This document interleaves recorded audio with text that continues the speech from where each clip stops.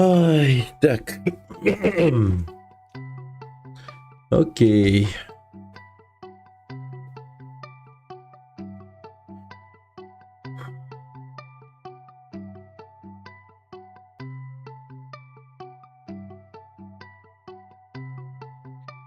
Так, всем привет. Окей.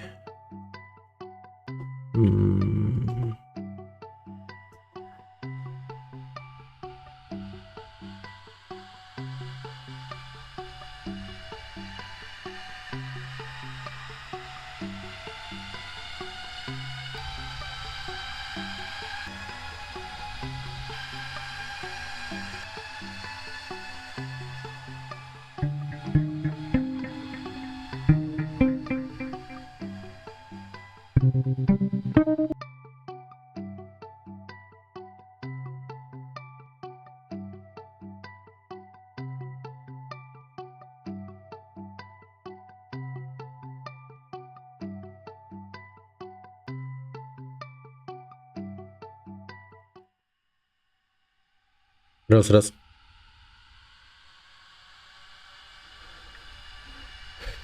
Окей.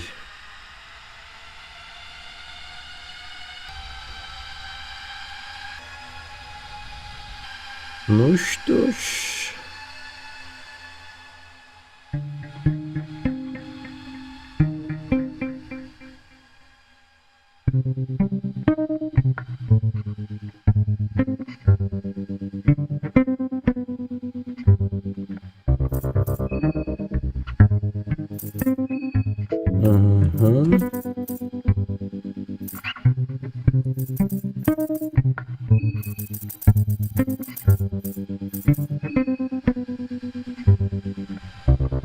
Толк.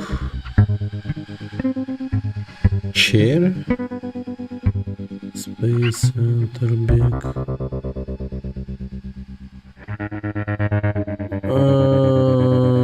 Понял все. Окей, ладно. Все, начинаем. Погнали.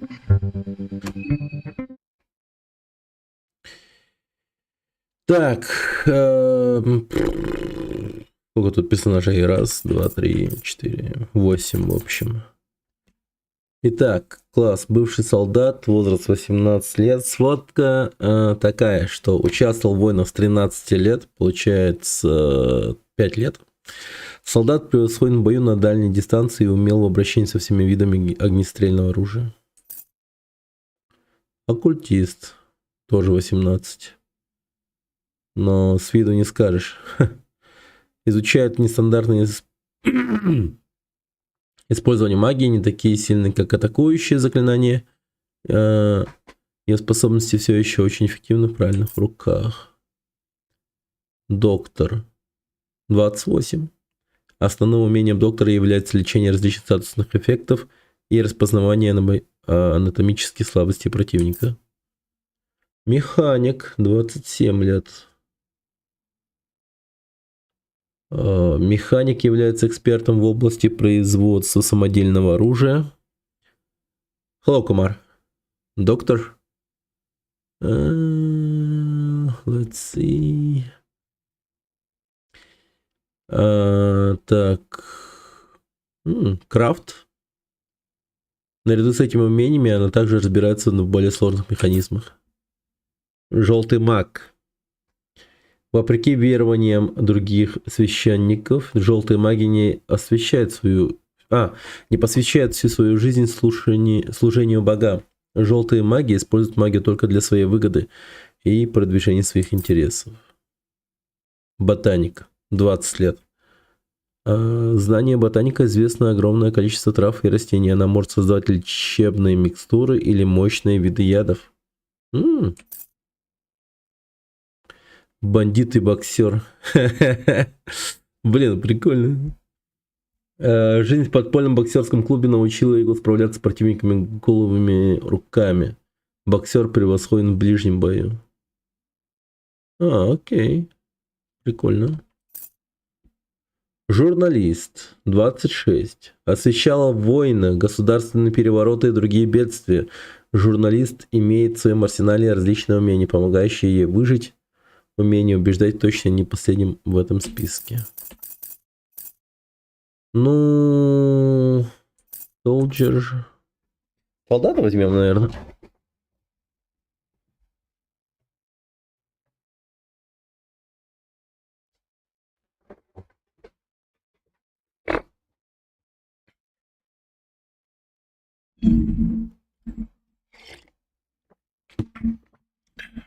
Hello, Kumar. Why do you say about choosing doctor? But say it without spoilers, please.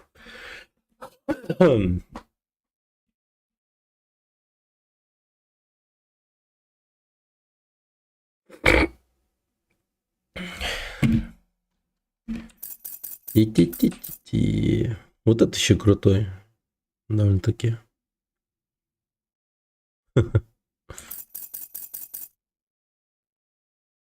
Ладно, короче, беру этого чувака. Солдат. Леви его зовут. Окей. Пойдем.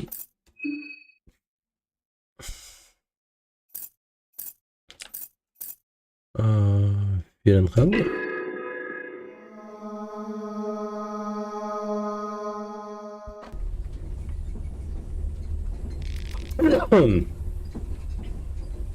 Так, ну, мне придется много читать, так что, да.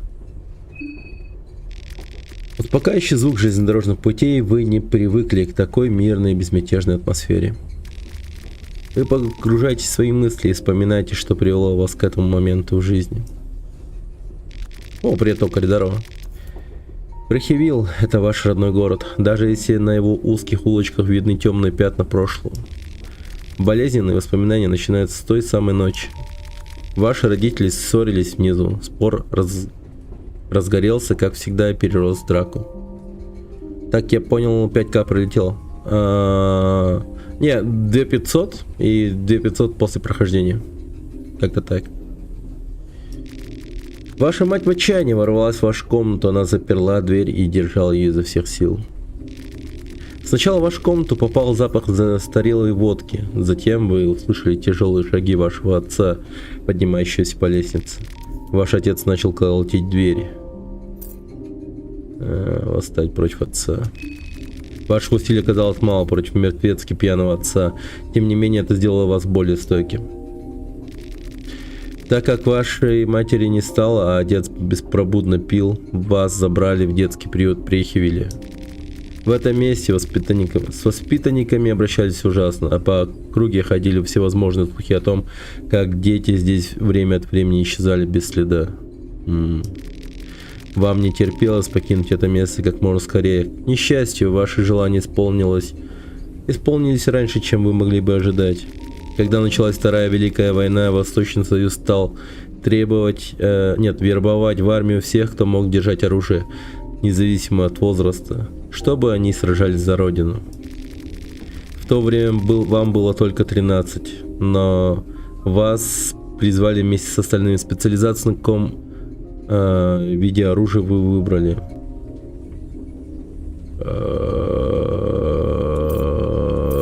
Винтовки, пистолеты, дробовики.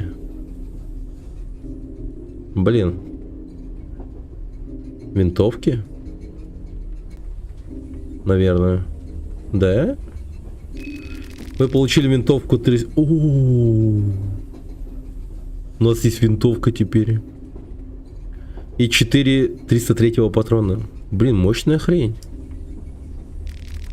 Вы преуспели на поле боя, несмотря на возраст.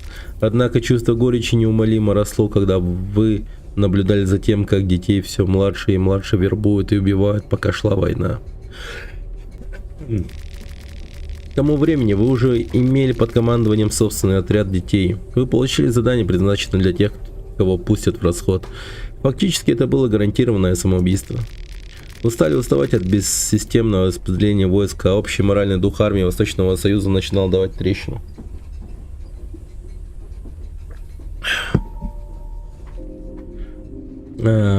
Взять на себя миссию, выполнить свой долг. Вы пережили миссию, несмотря на невероятные малые шансы. И это повысило ваше мастерство, вашей специализации. Вы изучаете меткая стрельба. К сожалению, миссия оказалась и на вас. Ваша психика не смогла справиться со всеми потерями на поле боя. В конечном итоге вам пришлось принимать опиоиды, чтобы облегчить боль. У вас сформировалась зависимость. Пипец. Вы получили героин и симптомы отмены. Пиздец. И больше не могли терпеть это и стали дезертиром. Восточный Союз не прощает таких преступлений, так что вам пришлось с умом собирать для побега. Боеприпасы? Вам удалось найти 3 патрона. Окей. Как давно это было? Кажется, прошла целая жизнь с тех пор, как вы покинули город. Это не тот город, куда кто-то хотел бы вернуться, но когда у вас нет другого места в этом мире, вариантов мало. Сохраните историю вашего персонажа. Ну, да, нормально вроде.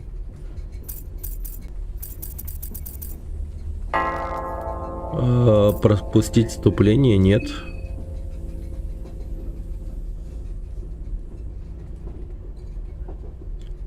Задремали. Подлегли. Блин, это что за хрень?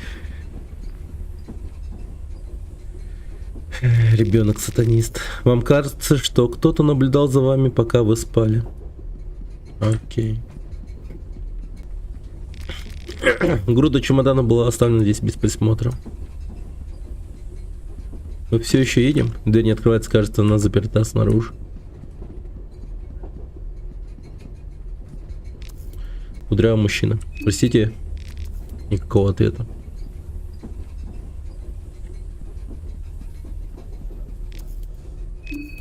Наемный работник тоже молчит. Маленький ключ. Обыскал багаж.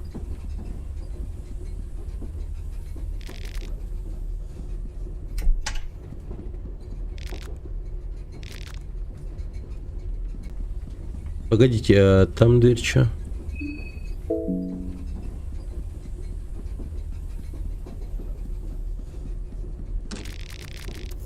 Дверь в предыдущий вагон заперта с другой стороны. Глядя в окно, все внутри кажется непроглядно черным. Ладно.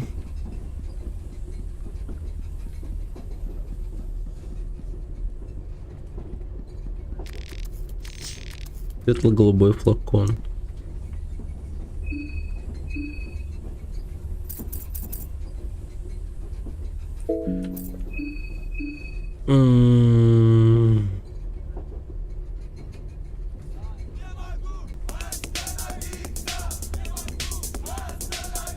Привет, может, за 40. Ну, это жестко. Респект, вы выбрали самый сложный вариант для этого персонажа – солдат-наркоман. Но это на первый взгляд. Объясняю, у наркомана замедленная реакция и почти все статы занижены. Ну ничего, нормально.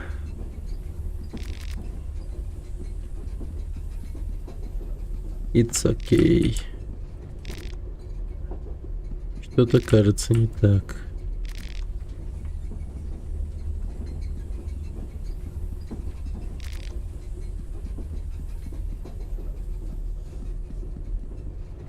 Бабочка.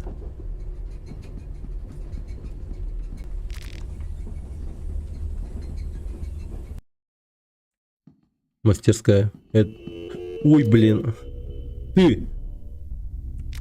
Я искал тебя повсюду. Где тебя носит, разве ты не понимаешь, в какой спешке мы находимся? Промолчать. Послушание — это ключ, это единственный способ, которым мы сможем уложиться в квоты. А теперь возвращайся к своему верстаку. Это твой последний шанс. В следующий раз настанет время наказания. Займись делом, у вас сжатые сроки. Если у вас ничего не получится, вам придется сделать следующую порцию кубиков из твоей кожи на спине. Опа. Ну что ты там пялишься? Здесь не на что смотреть, глаза на кубики. Работай, или я вырву эти глаза твоего милого личика. Девушка в розовом. Охереть.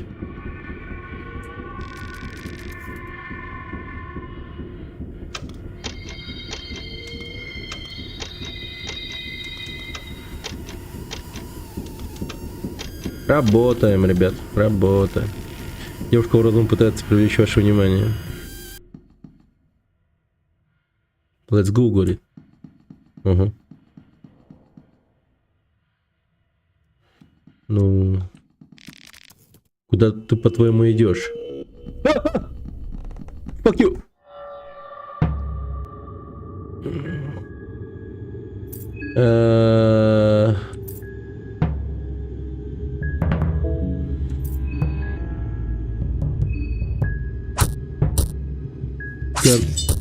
Вот же гандон.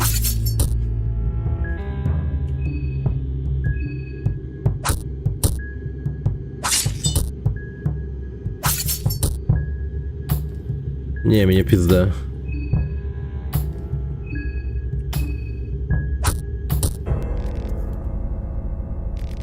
Я научу тебя убегать.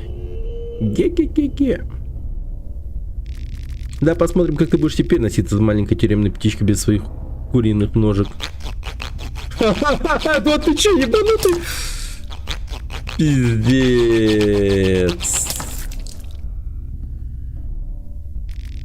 А теперь возвращайся к работе. Охуенно просто. Смотритель нашел, чтобы принести еще материал для кубиков. Погоди, я могу забрать свои ноги? Блин, нет.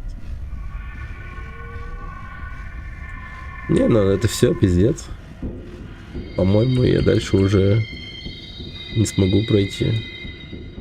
Ну, в таком состоянии, но это вы о чем вообще?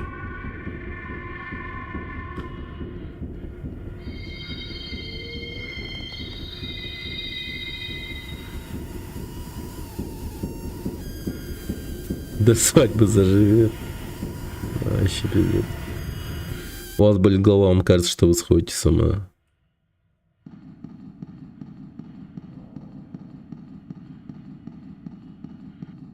Ядрить тут народу.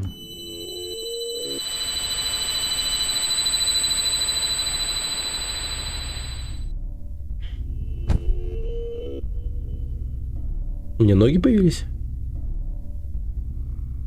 О, да ладно. Ух, хорошо. Я уже думал, все.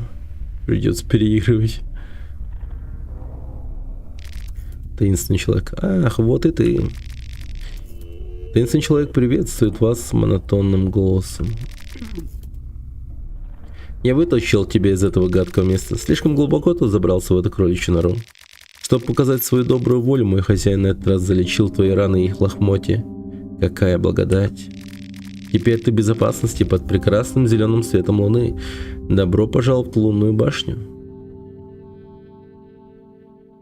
Спасибо тебе за то, что вытащил меня оттуда. Всегда пожалуйста. Поскольку наши слова никак не могут достичь моего хозяина, я говорю от его имени. И кто мог бы быть моим хозяином? Ну давайте пока просто скажем, что он обманщик, Эрхер, обманчивый бог луны. А я, ты можешь называть меня Перкеле. Я всего лишь смиренный слуга его божественного величества. Ты мечтатель, он мечта. Мой учитель пригласил 14 из вас присоединиться к нам на этом празднике космических масштабов. 14 кандидатов, но только один настоящий победитель. Грядет фестиваль термина.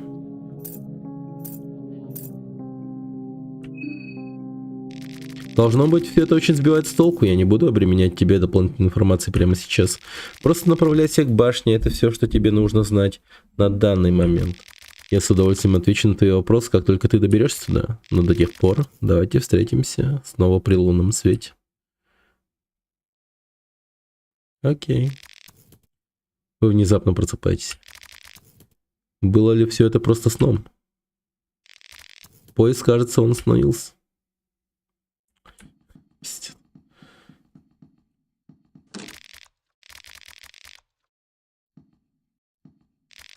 Мне по факту ноги отпилили. Я без ног. Ну смотри-ка. Чемоданы все эти залутанные и там прочее. Так что это все было наяву, на самом-то деле. Эти сиденья идеально подходят для отдыха, вам просто нужно сначала убрать все бумаги. Вы находите боевое руководство и карту Прехивиля.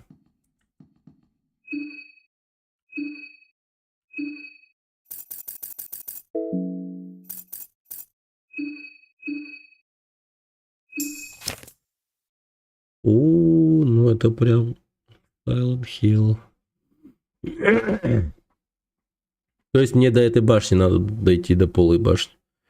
Пипец, он огромный, этот Прехивиль.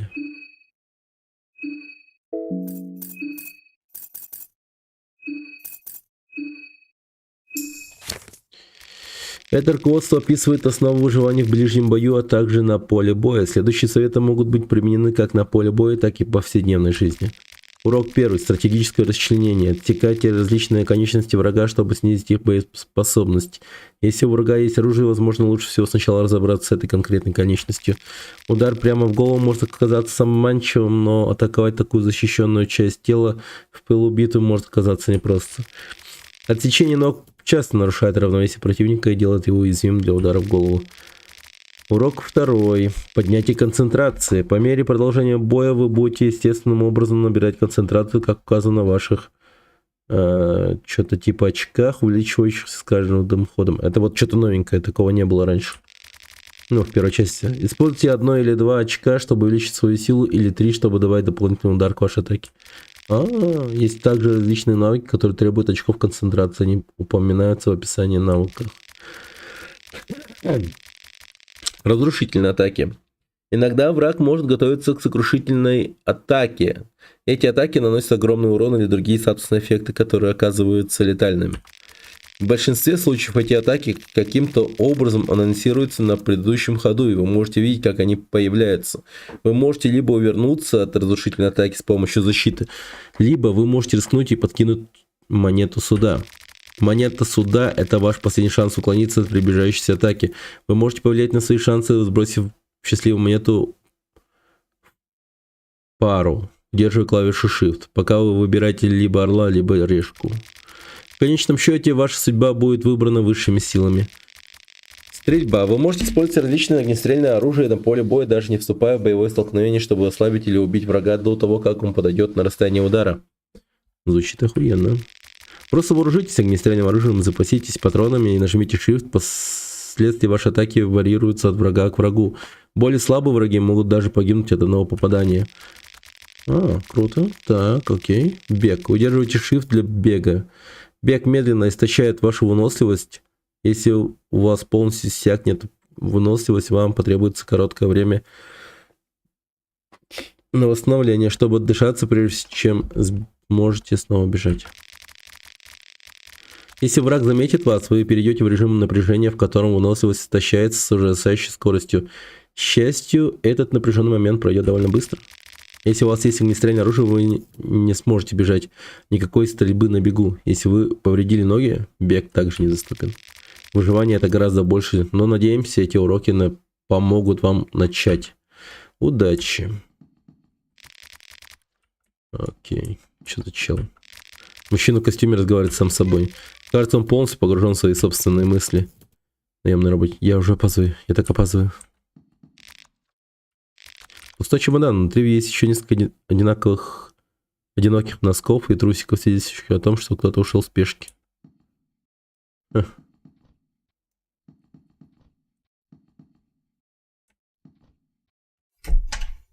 Окей. О, мужчина в клетчатых брюках. Так что должно быть это лучший план действий на данный момент? Вы прерываете дискуссию. О, да, Соня встал. Что происходит? Ты, должно быть, так же ничего не понимаешь, как и все мы. Поезд остановился здесь, на окраине города. Весь персонал поезда, все ушли, никаких объяснений. Мы решили остаться и подождать здесь какое-то время. Рано или поздно кто-то должен прийти к поезду. Так что, если ты не поторопишься, я рекомендую просто сесть внутри и попытаться расслабиться. Кстати, как тебя зовут? Представимся. Меня зовут Марина. Меня зовут Оливия, девушка в очках. Туту Мария с косичками. Оливия в очках. Приятно со всеми вами познакомиться.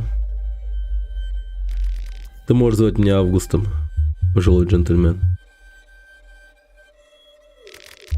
Карин Заур, дежурный журналист. Блондин. Привет, я Генрик. А это загадочный джентльмен Оса. Оса же, верно? Молчит. Я почти уверен, что да. Мы были первыми, кто проснулся. А ты кто?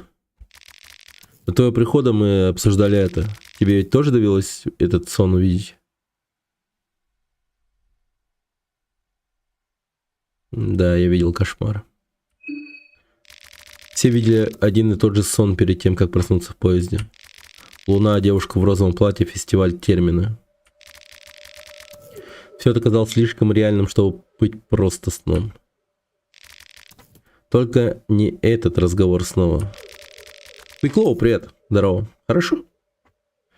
Вот, играем Fear and Hunger. А дела, в общем, найс. Хорошо. Меня, кстати, приняли в школу 21 на основное обучение. Письмо пришло. И это кайфово, кайфово. Дам. Так. Спасибо. Так, Карин. Кто такая Карин вообще? Мы должны были спросить эту армейскую свинью. Эту бременскую свинью. Он слишком торопился уйти. Держу пари, он что-то знал. Это попахивает садистским армейским экспериментом. Звучит точь-в-точь, как то, частью чего была бременская армия. Они экспериментировали с подобными галлюциногенами на военнопленных. Теперь, когда война закончилась, они должны занести своих подопытных кроликов в другом месте. Хотел бы я обладать твоими способностями на пурс и напористостью, но мне действительно трудно поверить во все эти распространяющие теории заговора. Курит еще стоит такой. Я журналистка, я писала о войнах, знаешь ли.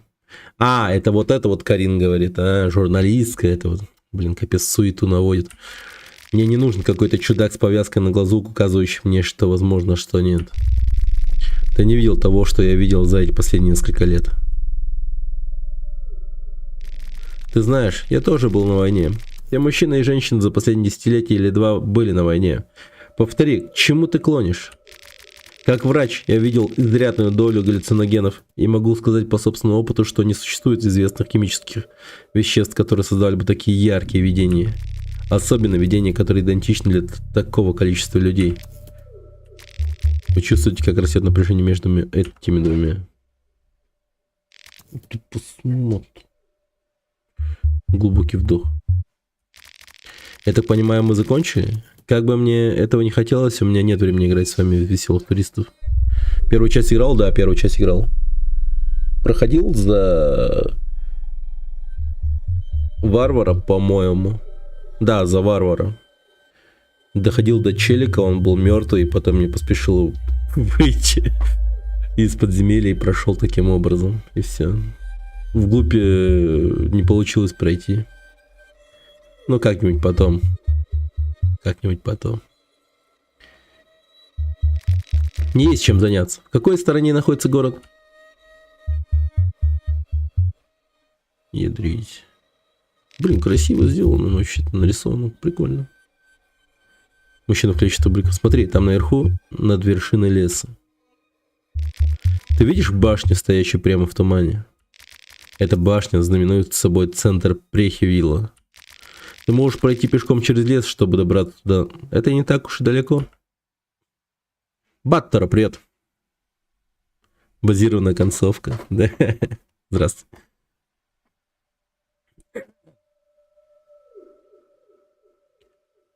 Блин, прикольно так-то. Довольно круто сделано. Нарисовано хорошо. Тогда ладно. Если я кого-нибудь убежу, я дам им знать, что вы, ребята, ждете здесь. Повеселись, найдя сенсацию в этом сонном городке. Ты знаешь, где нас найти, если что-нибудь всплывет? Что ты собираешься делать? Пожимает плечами. Мужчина в клетчатых брюках. Подожду здесь, полагаю. Я не тороплюсь. Ладно. День первый. Монолог с Луной.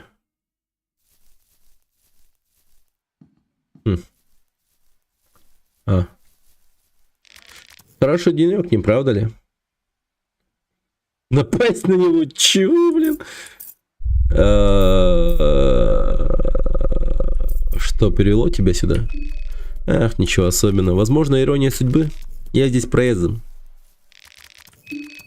Достаточно верно. Я про туманно. Но это и само по себе мирно не находишь. Я нахожу это жутким. Не волнуйся, я уверен, если ты останешься в поезде, все будет хорошо. Я думаю, мне следует зайти внутрь. Туман сгущается. Мы можем поговорить о сне? О да, конечно. Как думаешь, что означает этот сон?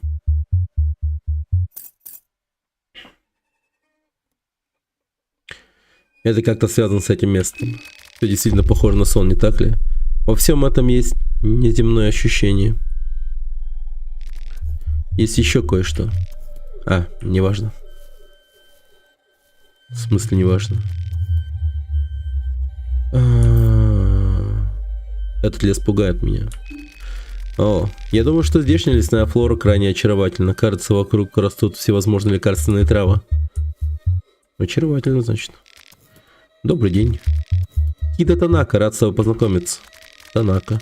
Это действительно хлопотно, то, что произошло с нашей поездкой на поезде. Я не совсем уверен в том, что делать дальше. У меня есть кое-какие срочные дела в городе. Должен ли я идти пешком и подождать, пока поезд продолжит движение? Да, я думаю, не, стоит ему подождать. Подожди у поезда. Может быть, я и так и сделаю, да. Только глянь на этот гудок. Ты что, серьезно? Рыжеволосая женщина. Этот гудок. Типа он про ее жопу, что ли? Если ты будешь продолжать в том же духе, я найду этому гаечному ключу лучшее применение. Он сказал Хидатака. Танака. Ну, Танака кто-то там, да. Блин, может, я сказал Хидатака. Как насчет того, чтобы быть полезным? Может быть, я так и сделаю. Просто подожди, ее видишь, рыжуля. Да не подведи меня. О, привет. Ну и какова твоя история? Моя история? Меня зовут Генрик, 32 года, шеф-повар, одинок. Мой знак зодиака — задушенная душа. Что еще? Давай посмотрим. Что привело тебя сюда? Это личное. Мужчина должен хранить, по крайней мере, некоторые из своих секретов. Ну, что скажешь о сне? Тот человек на вершине башни, он сказал кое-что, что заставил меня задуматься. Он назвал точное количество людей, которые были в поезде.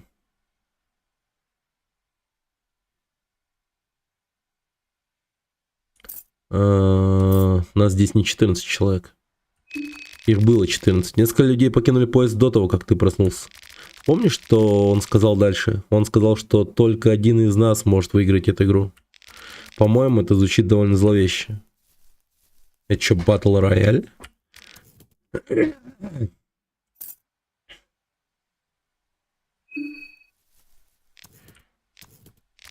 Чего именно ты хочешь? Какова твоя история? Моя история тебя не касается. Кроме того, я не хочу утомлять столь нудными и затянутыми историями. Как тебя зовут? Меня зовут Оса.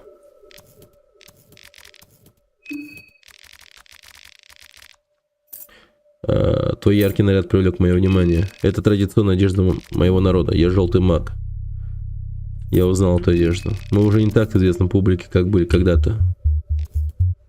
Да, этот чел даже в первой части был. Ну, точнее, не он конкретно, а вообще эти желтые маги. Мощные чуваки так. Они очень легко мне конечности отрубали с помощью какой-то сферы. Какое у тебя здесь дело? Как ты думаешь, мог бы я приехать сюда ради фестиваля? Ты знаешь, что это за фестиваль? Я знаю о нем. Секрет написан на стене ясно, как божий день. Конечно, не так ясно, как день в Прехивеле. Сегодня здесь довольно туманно. Может быть, в этом тоже есть какая-то мудрость. Мне нужно это записать. Ладно, я от него более ничего не добьюсь. О, привет. Рыжеволосый механик. Мы еще не успели друг другу представиться. Я Абелла. Приятно с тобой познакомиться. Я сейчас немного занята. Я пытаюсь узнать, могу ли я как-то привести поезд в рабочее состояние. Поезд не только остановился, но и почему-то не запускается. Что ты делаешь? Просто проверяю, как идут дела. Кудрявый мужчина. Представится. Привет, Арканунг. Это страх и голод. Термины. Ну, я типа в названии пишу же. Каждый раз. Похоже, он не заинтересован в разговоре. Мужчина в клетчатых брюках. Но все-таки эти армейские баррикады наводят на мысль, что, возможно, в ее безумной теории что-то есть. Не, ну что-то здесь кажется не так. Что планируешь делать? Я, наверное, тоже просто пойду. Никто не знает, сколько времени потребуется, чтобы хоть как кто-то пришел в поезд. Как будто из PSP. Игра сделана как будто из PSP. Это движок RPG Maker. Ну, типа у него такой двухмерный графон в основном. Все будет так, в таком виде. Но игра стильная, прикольная, атмосферная. Так что просто устройтесь поудобнее, кайфуйте. Кроме того, город находится прямо за углом. Ну ладно, давай.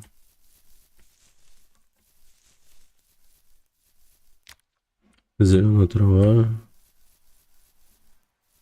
А фиолетовая трава не поднимается, если что. А я могу спросить у Оливии, что это за трава? Ладно, нельзя. Опа, это кто? За Соня. Какова твоя история? Моя история? Тебе нужно поговорить... Тебе нужно говорить более конкретно. Я слишком сложна для всего нескольких строк диалога. Что привело тебя сюда? Это мой родной город. Я родом из Прехивеля. Но я бы никогда не призналась в разговоре, что я из такого унылого и богом забытого маленького городка. Так что ты только выставишь себя дураком, если начнешь болтать об этом. Это и мой родной город тоже. Круто, давай просто оба будем молчать об этом. Мы не хотим выглядеть в этой толпе деревенщинами, играющими на банджо. Что что ты думаешь об этом сне. О да, это было круто. Однако меня кое-что беспокоит. Никто много не говорил о Луне. Эта улыбка насильника наверняка оставит шрам в моем подсознании. Какие новости из школы 21? Поступил? На основу пришло письмо. Может быть, это просто потому, что я изучал эту большую часть своей жизни, но я думаю, что это было видение, которое мы должны расшифровать. Просто кажется очевидным, знаешь ли. Вот почему мне трудно поверить в этот заговор, о котором говорили другие ребята. Да, спасибо, Арканон, спасибо. Ну что ж, теперь я буду прям жестко изучать программирование. Но сейчас я еще заострил свое внимание больше на моделировании в 3D и на изучение, изучение блендера плюс Unity, C-Sharp. Поэтому, да, надо, короче, вот в этой теме геймдизайнер, да.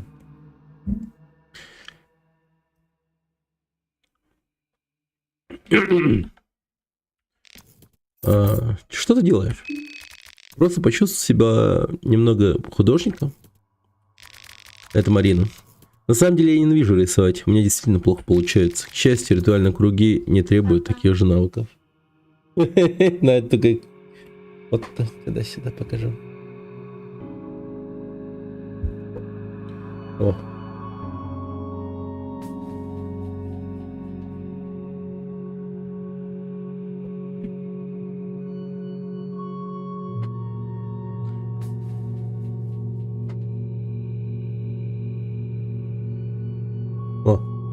Сын часы сделан из пластилина. Ролекс, да. И чё, Детлер? Мадок Детлер. Бог.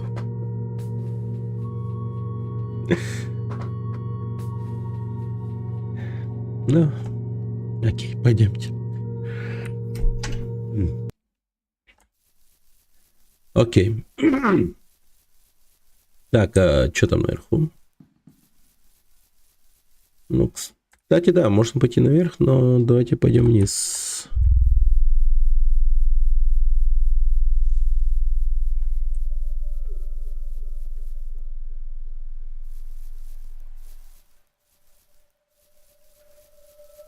Блин, туман какой-то реально жесткий. Прям супер густой. О! Лол, дома. Резко дома. Вы не совсем уверены, что это за растение ядовито, оно или нет? Может быть, лучше оставить все как есть? Хз, ладно. Вы обыскиваете бочку поиска чего-нибудь полезного. Вы находите белый гриб. Морковь. Хорошо. Яйцо. Пшеничная мука. Ну, скоро сможем себе приготовить похавать. Тухлое мясо на блюде. Взять немного. Внутри куска ползают личинки. Мухомор. Но тухлое мясо бывает полезным. Поищи в коробке что-нибудь полезное. Бременский элитный шлем.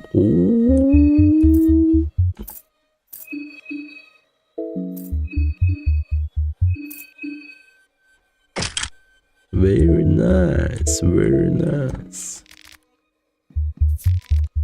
Пиво.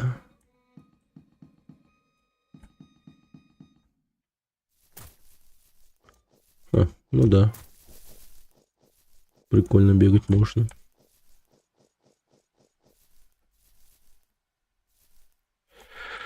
Так, начало довольно-таки многообещающее. Мы не совсем уверены, что это за растение, ядовито оно или нет. Блин, а чего бы не подобрать? Синяя трава.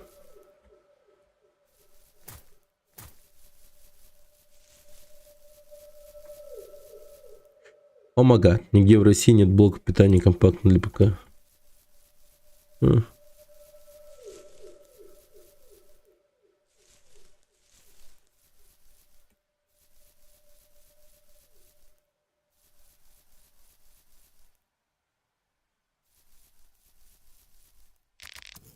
Лаванда. Компактные блоки питания.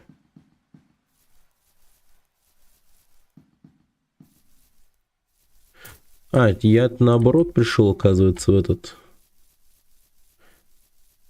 Хотя я нашел на 50% дороже, чем рекомендуемая стоимость.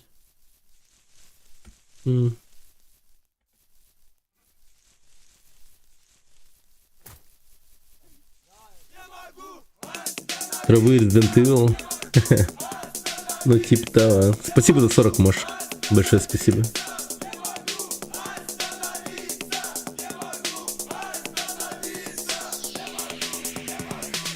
Травы из Resident Evil равно. Туман медленно наползает из глубины леса. Так, подожди.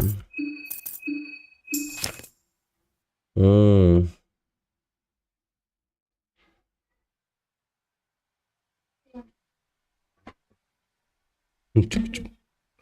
Угу.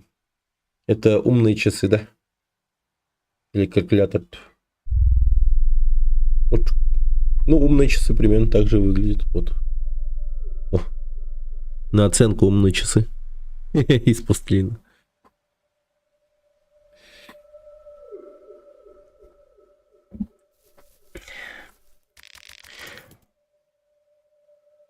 Девичий лес, Прехивилл, старый город. Старый город. Старый город. Подожди, старый город. А Прехивилл вообще сам по себе он старый город или не старый город? А, вот это вот херня, наверное, старым городом считается. Если каким-то образом попадешь в дьявольский остров, бонусом 500 рублей.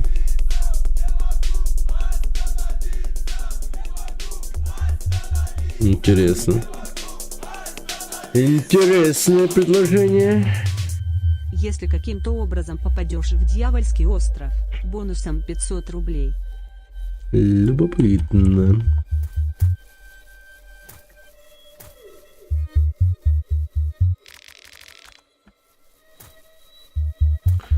Блин, так-то за Оливию имеет смысл играть. За девушку в очках. В том плане, что тут жесть какая-то. Очень много растений, которые типа вообще непонятны и там прочее.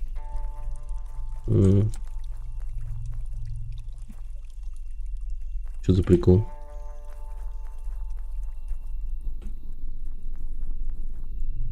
Удивительно, но на меня до сих пор никто не напал. Обычно в Ференхангере это бывает быстро. Ну, хотя во сне-то меня вообще ушатали страшно. Мне ноги отрезали. Это что за урод? Вы видели? У него ствол.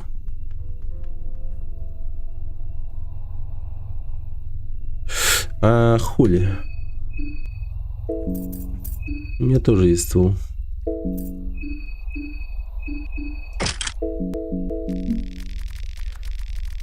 Вы проверяете функциональность винтовки, даже не задумываясь об этом. Ваши старые привычки дают о себе знать. Винтовка создает знакомое ощущение безопасности.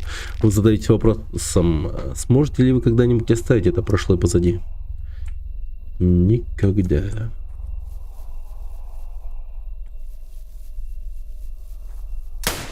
Блять, ебанутый что ли? Нихуя.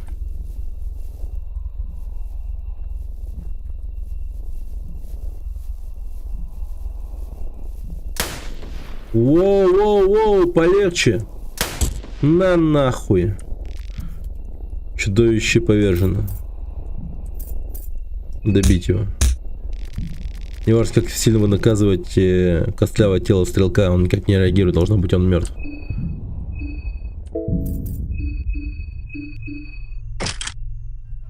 Блядь, без предупреждения, да вообще. Обыскать. Его винтовка, похоже, не в форме и сломана. Вы находите патрон. О, кэшбэк. Это мне нравится. Золотистая лисичка. Мухоморыч.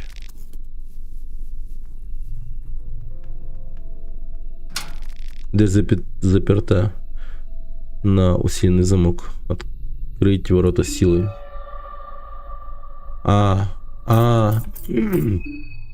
Не получится. Да. Не получится. Вот каков мой... Что?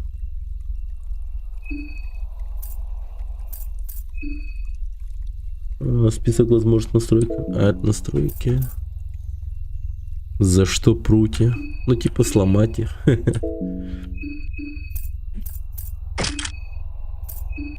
Не.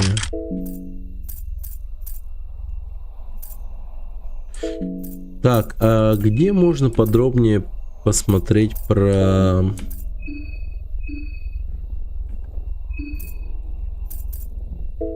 статус этот? Ломки типа. Озеро.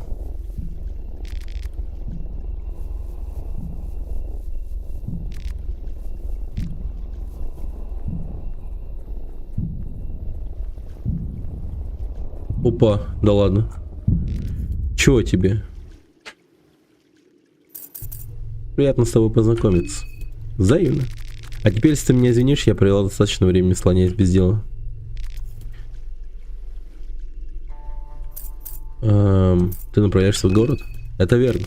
Я пойду одна, если это то, о чем ты собираешься спросить. Что привело тебя сюда? Я журналистка, я чую сенсацию. Я не думаю, что кто-то посещает эти места без крайней необходимости. Куда идешь? Я предположила не заводить знакомств прямо сейчас. Я провела достаточно времени, послоняясь без дела. Ну ладно, давай.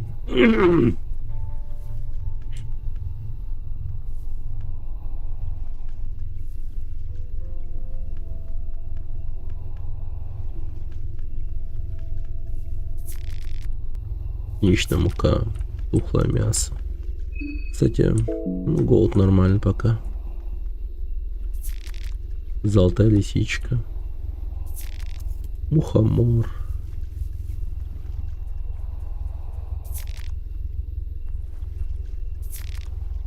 Паприка.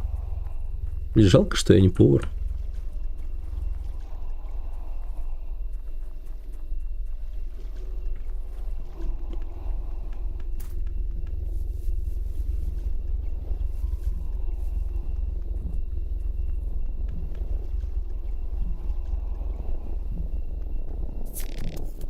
Помидор.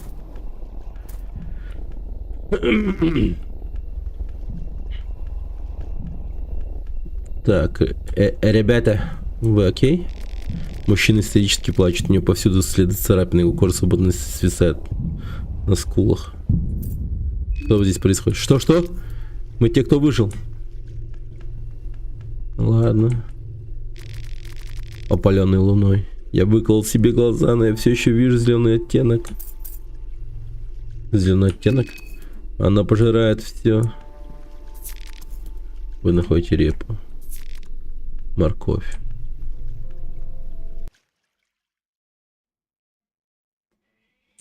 Опачки.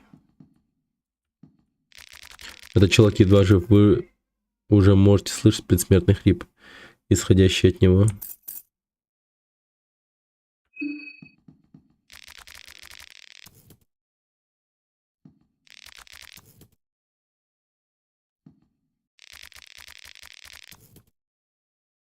Мерцающий цвет костра успокаивает вас, несмотря на ужасы, поджидающие вас снаружи.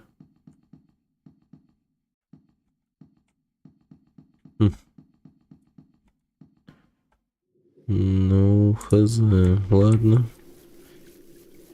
Тут, так сказать, своя атмосфера. Пойдемте дальше.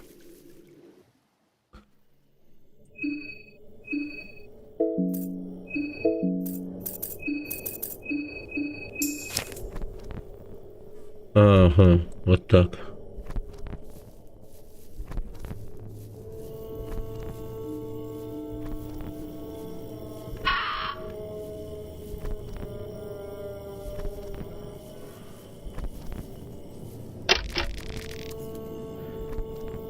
Заклинило с другой стороны.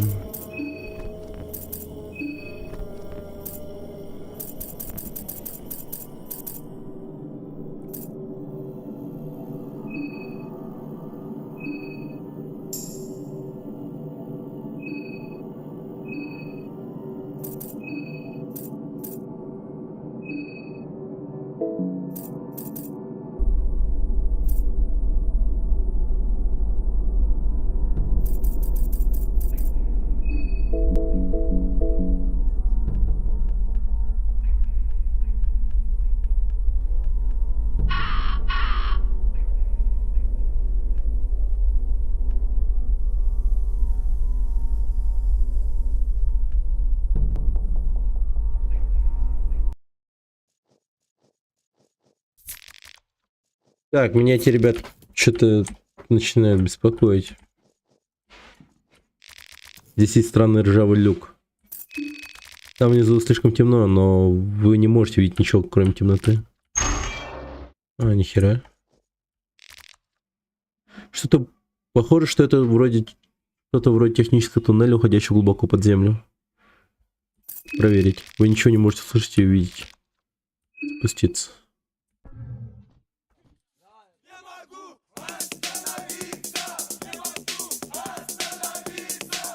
А, ну да. Я забыл. Ага. Здесь остался ящик инструмент. Спасибо, может, за 40. Раскладку управления не перевели. Клавиша М карта, клавиша Т разговаривать с тиммейтами, клавиша R бонусный ход при получении. Телефон, да? Вот то. А. Телефон. Тут даже камера есть.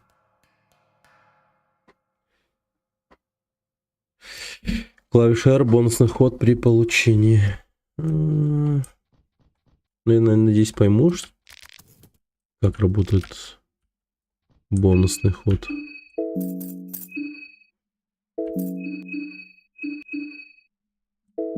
Погоди, а нахера мне метла? Сколько FPS Genshin? Не знаю.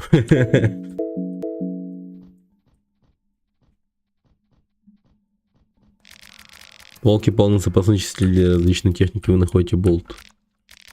Металлолом. Циркулярный диск. Здесь есть электрическая панель. Вы на самом деле не знаете, что с этим делать. Дверь не открывается.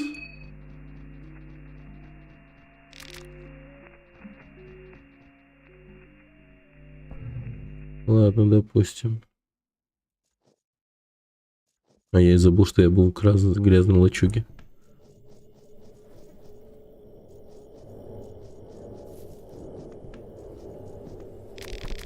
Она обжигает холодом. То есть происходит, луна выжгла эту землю. Она на пол опалила нас тоже. Вы находите морковь.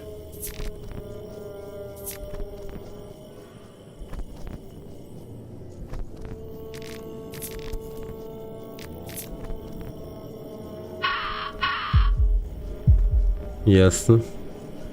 Чел, съебись от меня, пожалуйста.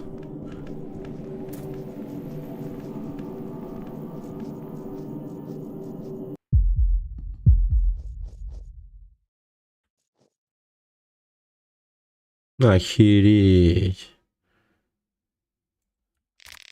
Стена эта отрубленная голову, по-видимому, находится в разной степени разложения. Самые старые головы выглядят так, словно им несколько недель, а в то время как самые свежие кажутся только что отрезанными. Пиздец. Не стоит базарить, вообще не стоит, да? Жалкое существо. Темный уголок нежеланного и неугодного, туда, куда они сбрасывали больных, мертворожденных, а теперь еще и опаленных луной. Добро пожаловать, новенький, добро пожаловать в дерьмовую дыру Рейхевилла. Что здесь происходит? Первосвященники города не хотят получить свой пирог обоими способами. Они плюют на нас и осуждают наши порочные привычки. Но когда приходит время для церемониальных даров и их неизвестным богам, они спускают сюда на лифте. Хорошая у вас тут декорация. Под неусыпным оком мертвых. Я хочу большего. Мне нужен тот, кто снес половину старого города. Дровосек. Потом я хочу того, кто осудил нас здесь внизу. Мне нужен этот грязный священник. Я посмотрю, что можно сделать. Не проявляя раскаяния, пусть течет их кровь. Типа он просит мне... Блять. Он просит меня принести башку дровосека и священника какого-то.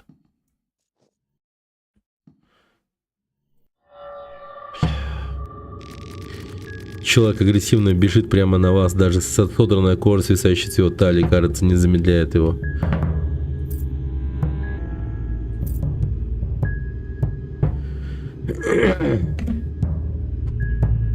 Отойди, я не хочу драться. Ваши слова напрасно, он явно жаждет крови. Ну... 9 хп.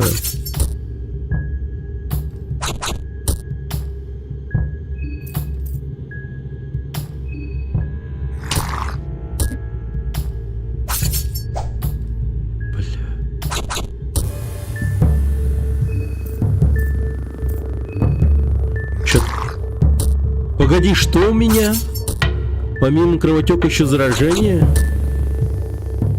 Да это пизда, все, он меня убил уже.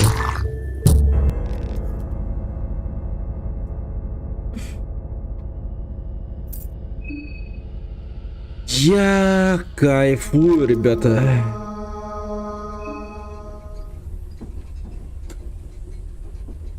Да.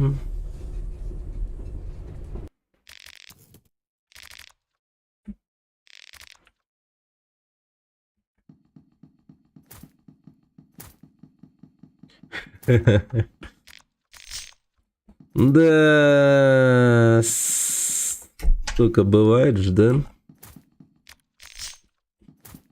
Блин, зря я вступление, наверное, пропустил. Возможно, я там что-нибудь нашел бы. Типа...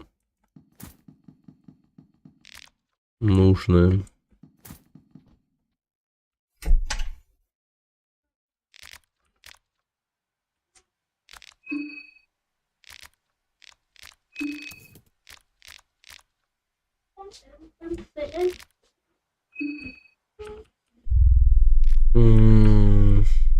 Тогда... Не, в принципе, я шел правильно и хорошо, наверное, но... Но я умер от первого же бомжа какого-то, хер пойми. Просто у меня специализация, типа, ну, такая. Дальняя. Ну да, слабак. О, оружие, да? О. Мне вот такой ствол нужен. Хотя у меня он есть, но ну, патрон нужно. Черт побери.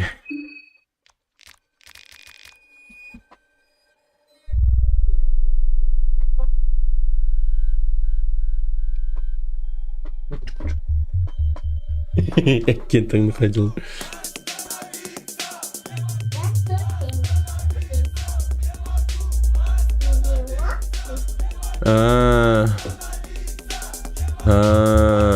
Вот так вот, да.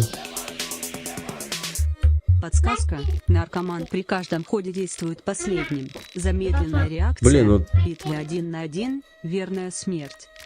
Такое себе тогда. Папа. А как-то же можно стать не наркоманом, наверное, Папа. в начале? Ау. Это зомби. Это зомби-гок пока что.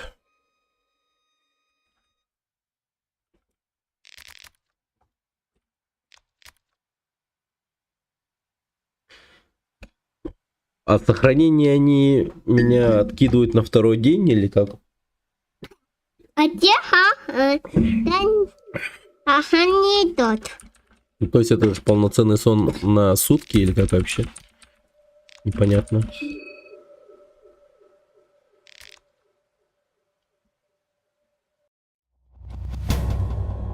Бип-бип.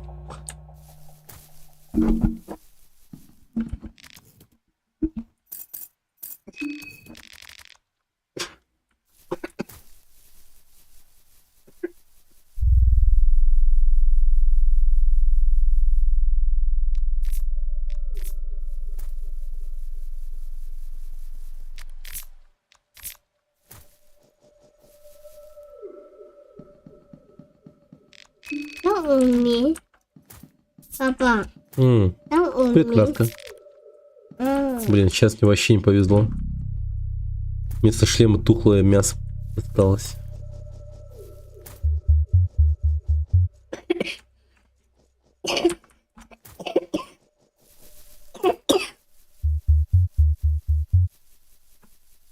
Тун-тун-тун-тун-тун-тун.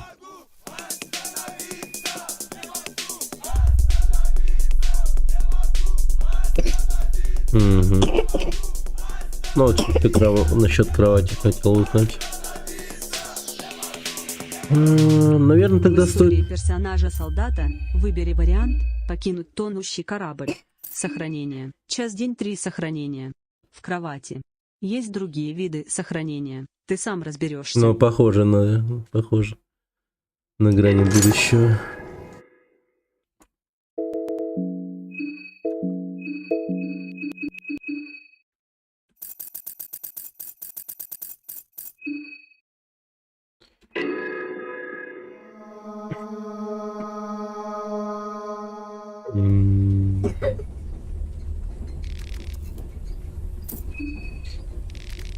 Так.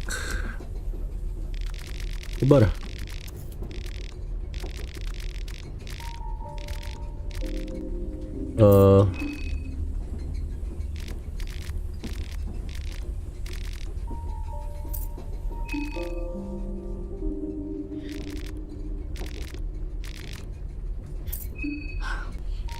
Вы больше не могли терпеть это и стали дезертиром. Восточный Союз... ну сразу же, да? Ну, боеприпасы.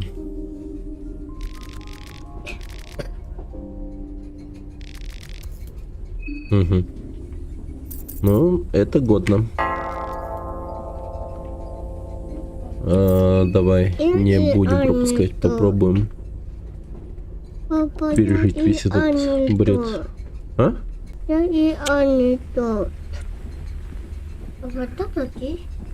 Антоник.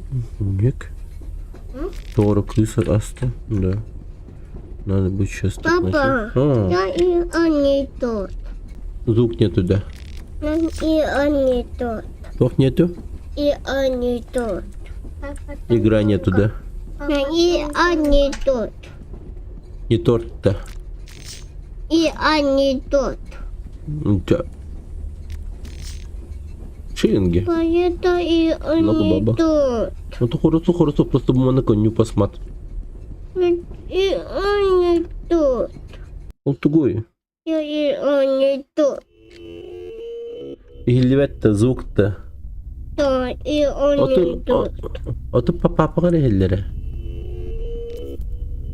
Да, я искал типа всюду.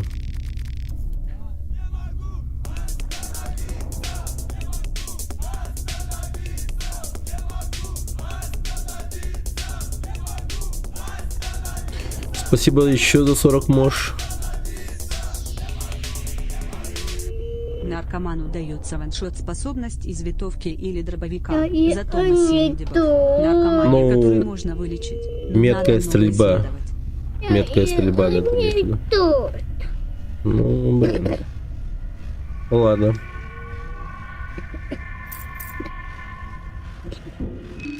Папа, я и они А тут.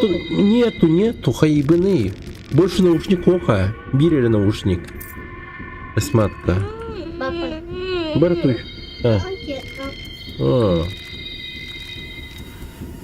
Бери наушник, паря.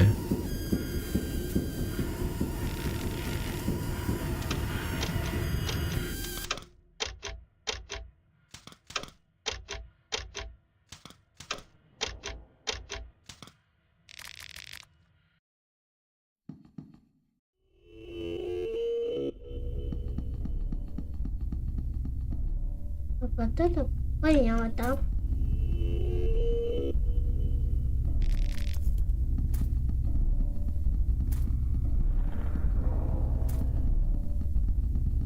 Папа, это там понятно. Это набага.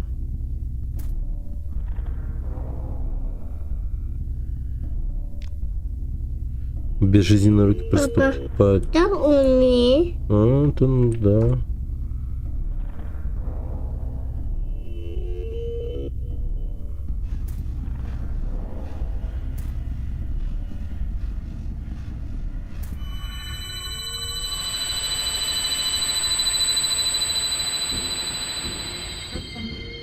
Угу.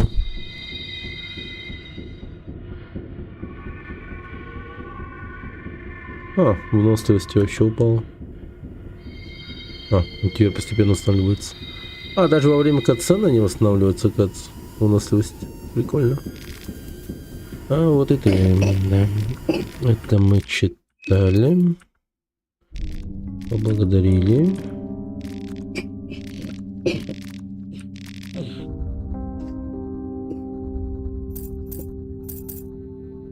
Что это за фестиваль термина?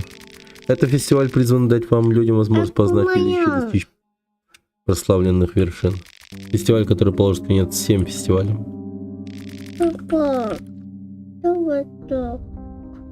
Он клеит лайханат. Потом отлайхат.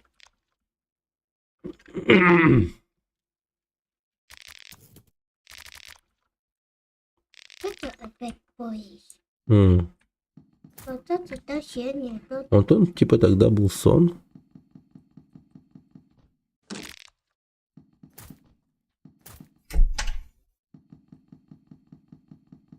Кстати, тогда мне достался маленький ключ, а сейчас этого нету. Эх, печально.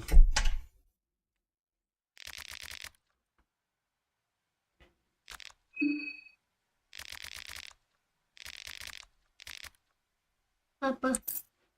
Папа. М. Папа. Вот ты спишь там. Антон сидит, медитирует.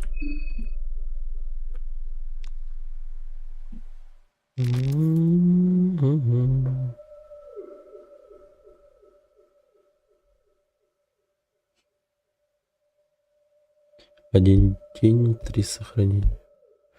А там все равно, наверное, как-то сильно влияет. Я подозреваю, если там лечь в течение дня, то будет смена. Ну, по-хорошему, скорее всего, так. Типа, если сейчас утро, Я. один сон, то будет день. Еще один сон будет вечер. Еще один сон. Новый день. Типа, как-то так. Наступает новое утро, типа.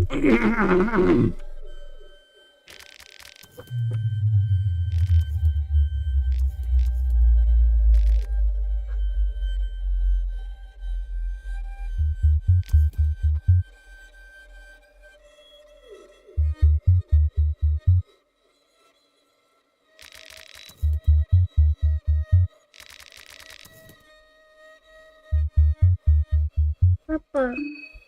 Это я. Папа. Это я есть. Вот так. Это. Тан Хасан садик варианте. И баран туинер вообще посмотр. Папа. Вы с менен тут и бактым бат. Маманың тут я бат. Бар. Темно, да. Ну, вы же большие. Бе. Братик, тут он наборы.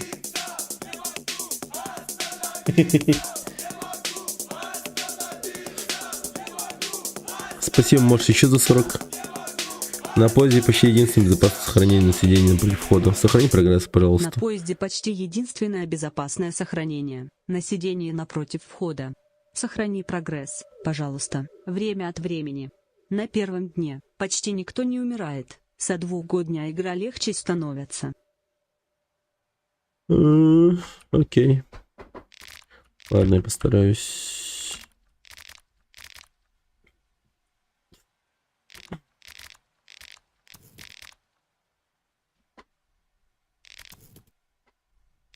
Так, тогда сейчас совсем по-быренькому поболтаю.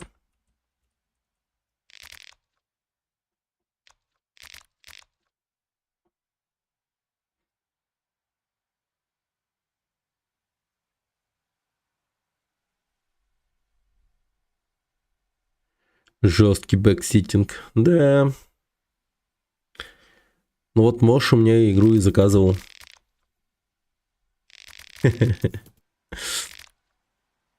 Что ты собираешься делать? Так. Все. Наконец-то. День первый. Погнали. Немного тумана.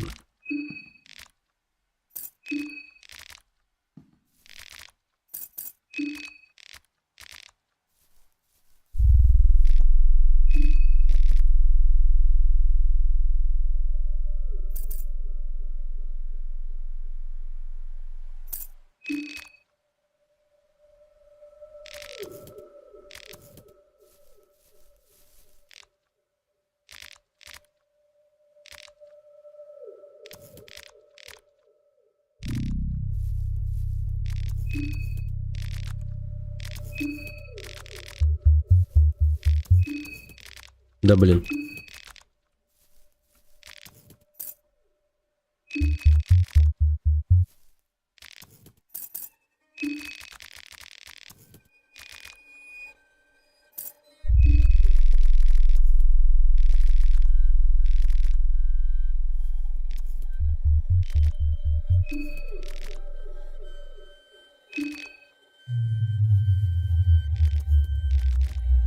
Хида Танака. Не Хидетака Танака.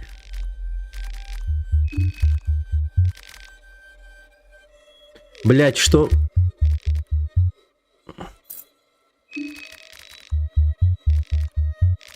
Бля, я ему сказал пойти. Пиздец.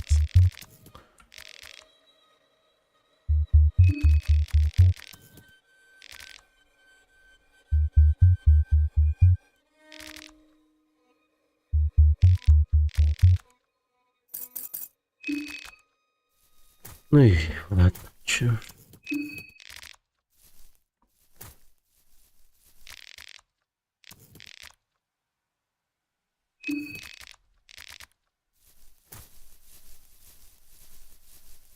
Так, этот чел направляется сюда.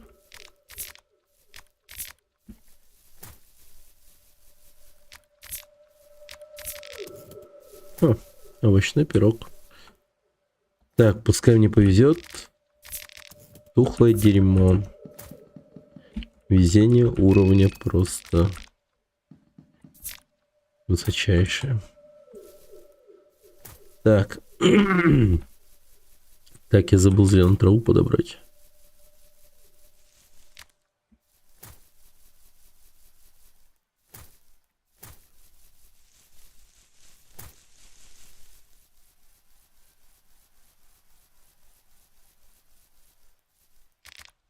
Белый гриб.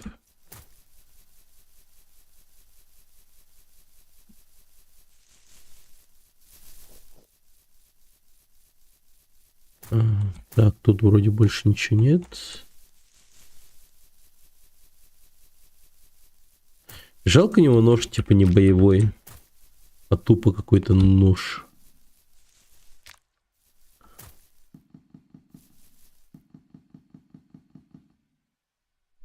Окраины Прихвиль. Жуткая тишина заполняет безжизненный воздух.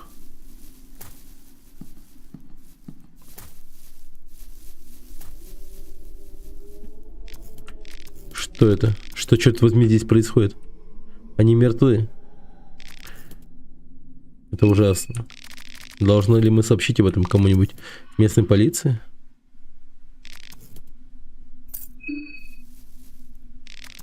Отрублена рука. Отрублена нога. А типа труп тебя не интересует? Ужасно изуродованное тело. Тело все еще относительно свежее, хотя загадочный уродство на его лице затрудняет определение точного времени смерти. Окей.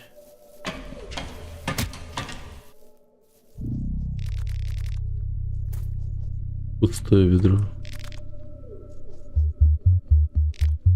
Здесь вырезан ритуальный круг. Вы действительно помогли бы использовать его, если бы у вас было чем рисовать.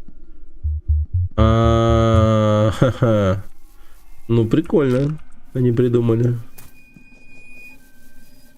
Значит, оккультистка девчонка что-то умеет делать тут со всем этим. Окей.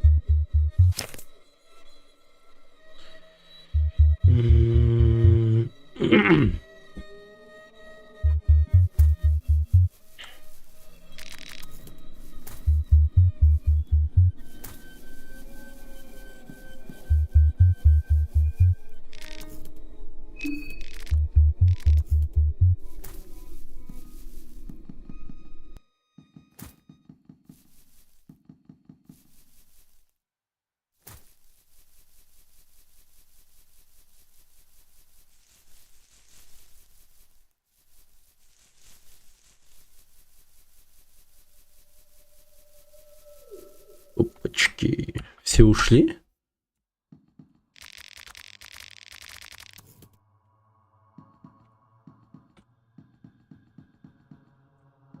А, нет. Остальные ушли в город, я думаю, они не устали ждать. Док действительно сказал, что ему здесь помогут как можно скорее. Ты тоже решил остаться в поезде? Просто зашел проведать тебя. О, что? Это так мило. Мы вошли внутрь после того, как туман стал гуще, я не против подождать еще немного. На самом деле есть причина, по которой я точно не могу покинуть этот поезд. Мое состояние, мои ноги не функционируют должным образом. Я избавлю тебя от подробностей, но достаточно сказать, что это делает ситуацию, в которой мы находимся, еще более неприятной.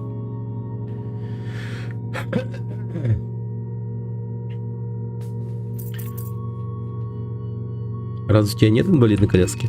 Да, ты мог бы подумать, что мне оно есть, верно, но ситуация такая, за мной должен был кое-кто заехать с инвалидным креслом. Жаль, что кто-то не ожидал меня здесь, посреди этого леса. Не могу все слишком упрощать.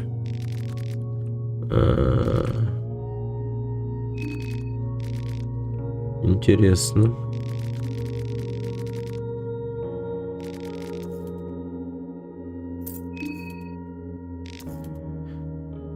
Какая-то история.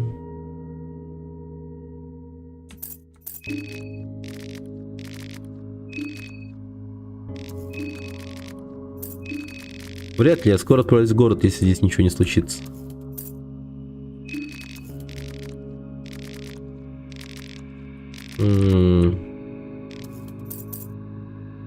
Че это за круг вон там? Ох, я кое-что вырезал от скуки, оставляя свой след в позе обычный понедельник в жизни вандала. На самом деле это круг совершенства. Он используется для поклонения некоторым старым богам. Он может пригодиться, если ты знаешь, что с ним делать.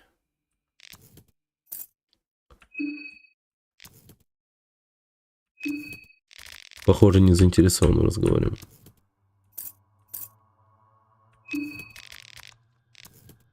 Да. Как тебя зовут? Марко. Рад с вами познакомиться.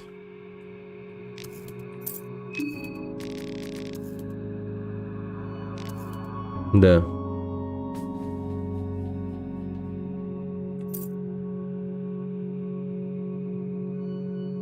Что привело тебя сюда?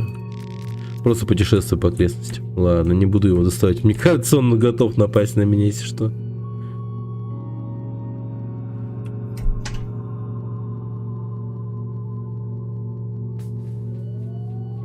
Ха, воу.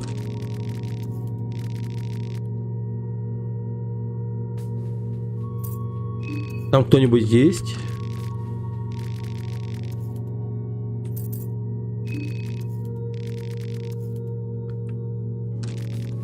А окна кабины прикрыты?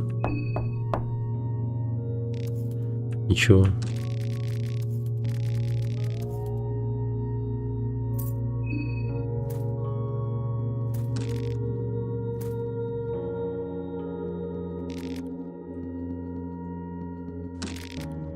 Че это за херня была? Да здесь, походу, оставаться вообще небезопасно.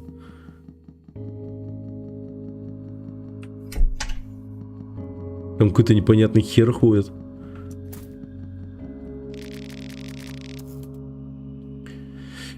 Но немного отдохнуть.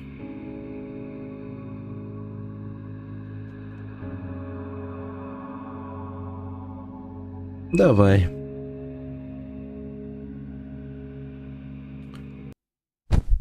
Опа.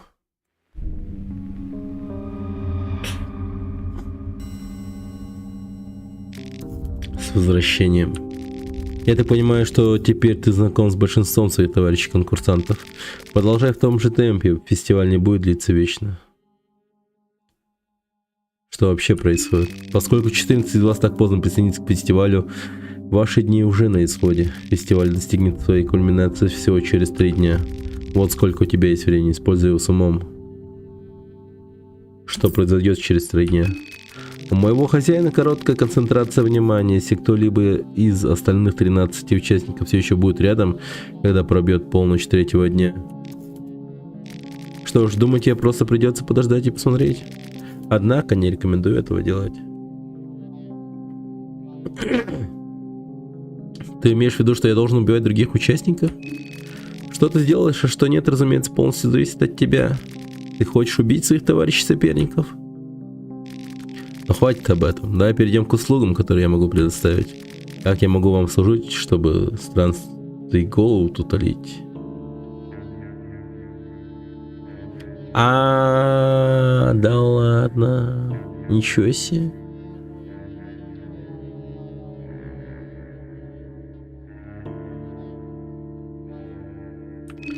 Осталось 14 душ. Направляйся к башне, пусть прольется кровь. Как 14 уменьшится до 1, так открываются врата к двору Архера. Как я могу вам служить? Хекса? Ну душ у меня нет. Красная дуга, владение оружием. Вот это вот надо.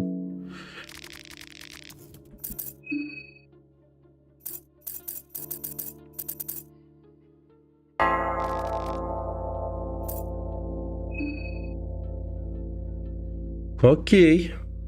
Ладно, все, побежали. О, добрый вечер. Мы все еще ждем, когда кто-нибудь придет за поездом. Но я больше не так надеюсь на это. Ты видел местных жителей? Там что-то есть, здесь творится что-то мерзкое. Это действительно проклятая часть мира. Здесь люди убивают друг друга, не задумываясь ни на секунду.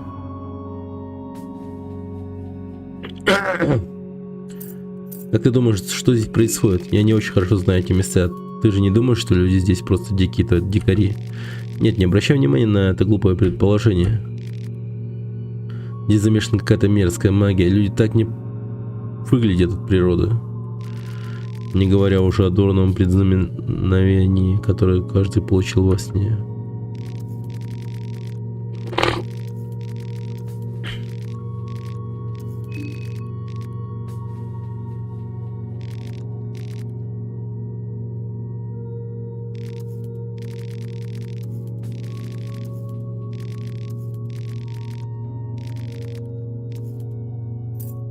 Что привело тебя сюда в первую очередь? Что привело меня в это проклятое путешествие? Я тот, кого бы вы назвали бизнесменом. Я работаю на своем семейном предприятии в дальних уголках Востока. В тот момент, когда закончилась Великая война и открылись границы, мой отец, он хотел расширить наше влияние здесь и организовал несколько встреч. Мне выпала честь работать послом. Такая великая честь обернулась. Ну, понятно.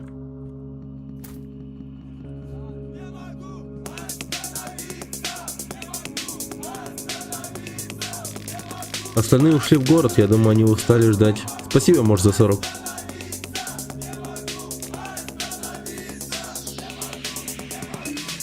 Там диалог продвинулся в дальнем вагоне. Ну ладно.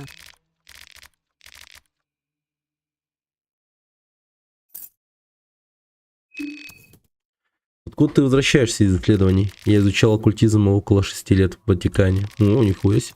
Это большой шок вернуться в город такого размера. Прямо сейчас мне хочется перерезать все вены. Я не совсем поклонник прихевильской меланхолии. Осуждаю. Так.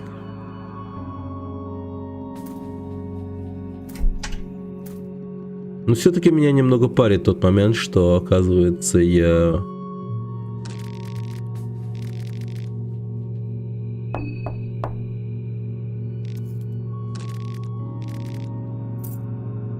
Не волнуйся, здесь безопасно. Никакого ответа.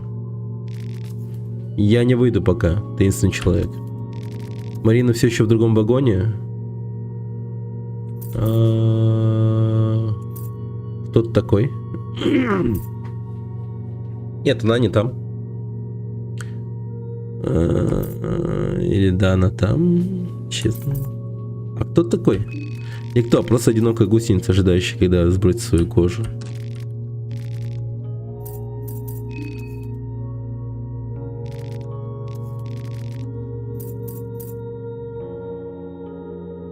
Да. Ах, она не хочет меня видеть, поэтому я подожду, пока она уйдет первой. Я не имею в виду, не похоже, что она тут даже знает о моем существовании. Она ни разу меня не заметила. Окей. Я не выйду пока. Марина все еще в другом вагоне. Нет, она не там. Понятно.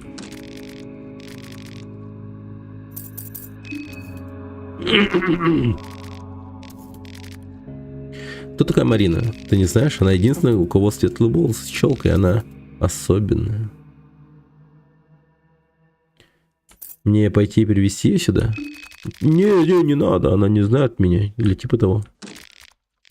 Так, подожди.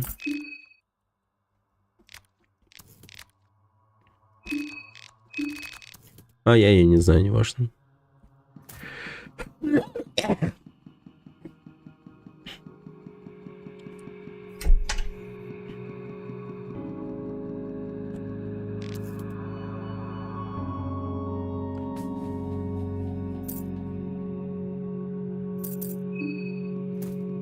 Окей.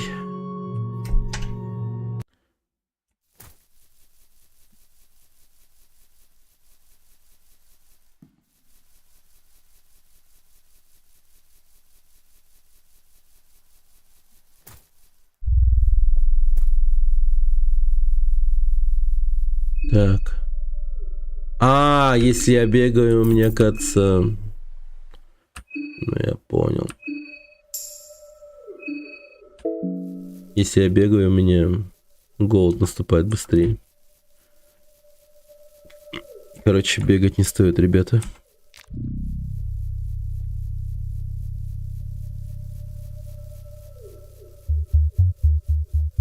Разве что, если за мной гонится только.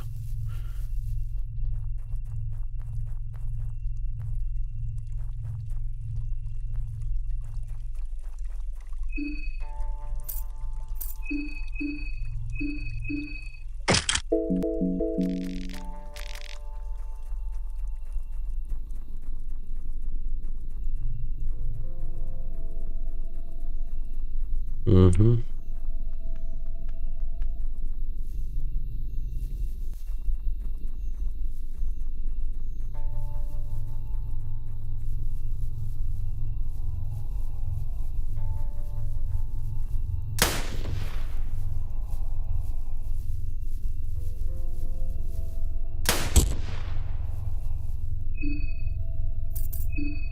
А, вот в чем прикол наркомана. Понял.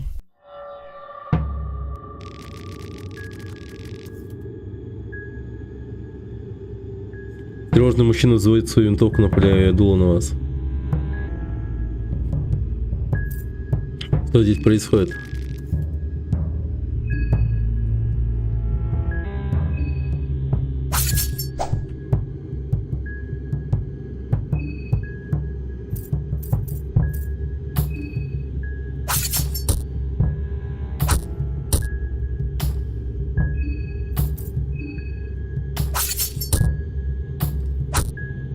Блин, какой же нож дерьмо.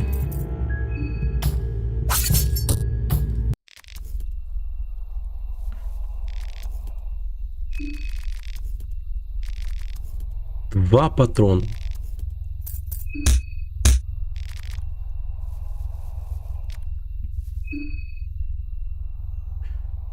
Окей.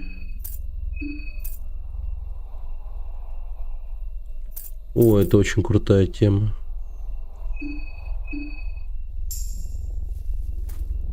Мощно.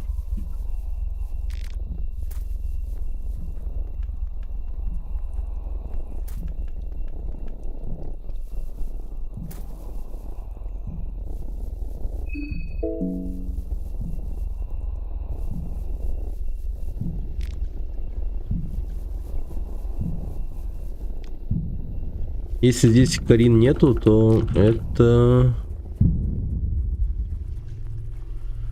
Да, значит сон прям так работает. Ну, то есть отдых.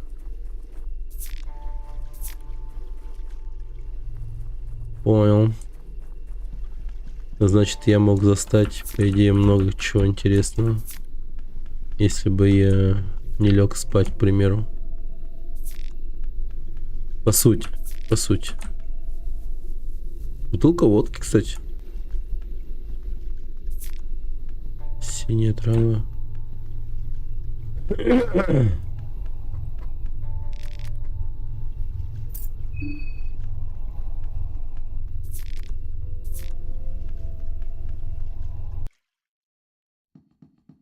Доктор. Кажется, он погружен в свои мысли. Приятно видеть тебя снова. Бедный ублюдок, у него действительно внушительный набор симптомов. Его тело, похоже, претерпевает какую-то метаморфозу. С одной стороны, все это выглядит как сильный радиационный ожог, но некоторые части тела, похоже, пострадали от обморожения. И в целом он находится в состоянии сильной гипотермии. Ну, блядь. Я никогда не видел ничего подобного. Странный мерзавец. Снаружи есть еще такие, как он. Ага, трущобы полны больных. С другой стороны, следует отметить, что, похоже, это не распространяется при физическом контакте или по воздуху. Но, возможно, еще слишком рано говорить, что мы точно в безопасности. И вообще, как тебя зовут? В поезде было так много новых лиц, что я не затруднил себя с запоминанием каждого.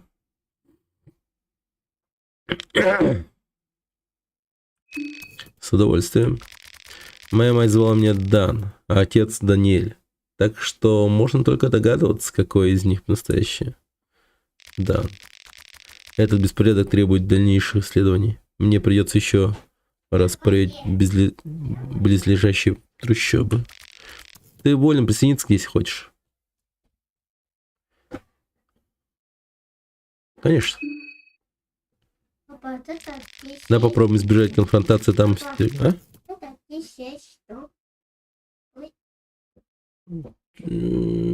Кушаешь-то? Он не угодя. Ты барь, утекатюнь. Все кажется неправильным. Что бы ни вызвало эти симптомы в их телах, похоже, оно также влияет и на их разум. Окей. Этот человек едва жив.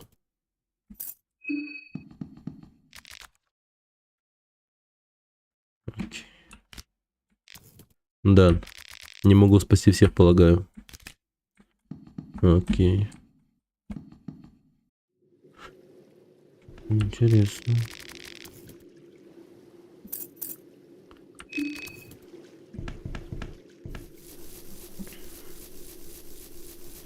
Так. Скальпель.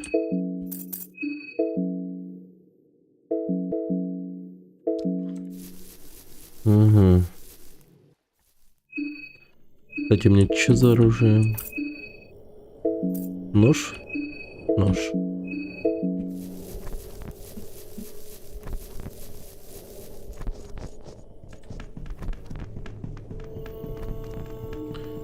Нормально. В принципе, хорошо.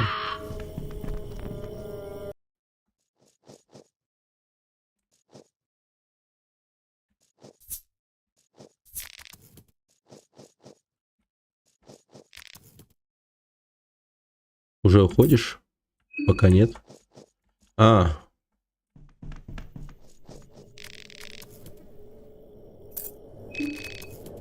Луна выжгла эту землю, напалила и нас тоже.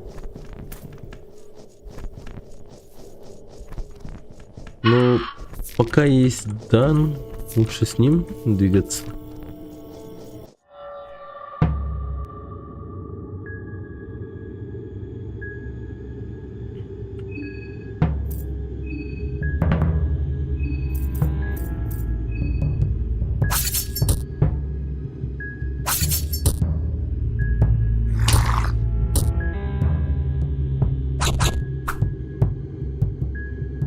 Я же не отравился, надеюсь.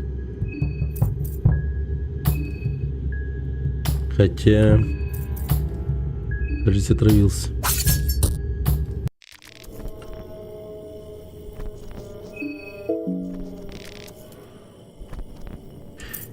Обыскать. Вы находите 2 шиллинга. Медицинский осмотр. Похоже, что кожа с верхней половины туловища этого человека была содрана. И теперь она висит у него на талии. Мышечная ткань, по-видимому, начала затвердевать по какой-то причине. Теперь поверхность кажется твердой и хрустящей. Как будто этого было недостаточно. Теперь этот парень еще и выцарапал себе глаза. Судя по всему, должно быть, это был акт безумия. Само тело слабо против рубящих атак огня и потусторонних сил. Ну, вот так вот. Лаванда. Изолентно. Так.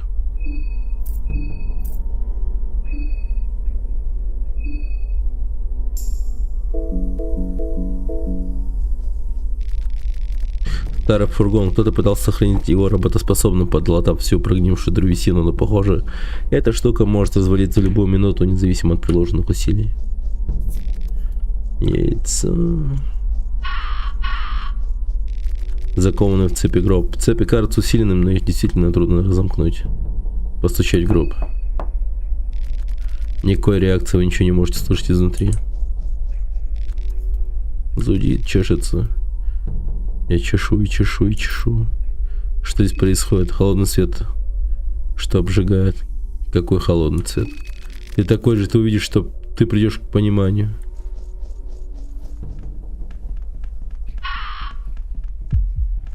Ясно.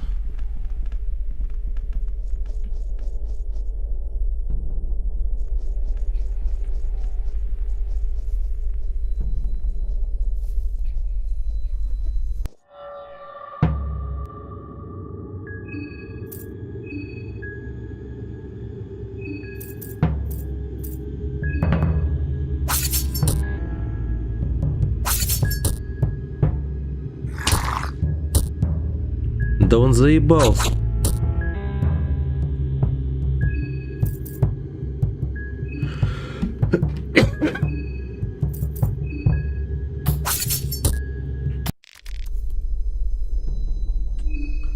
Это пиздец. Ну, пожалуй, я пока лечиться не буду.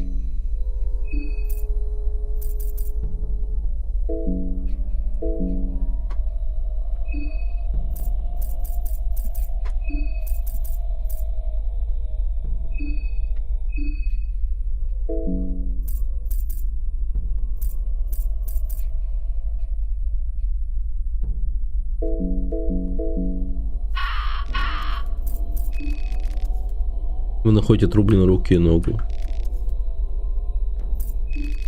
Похоже, что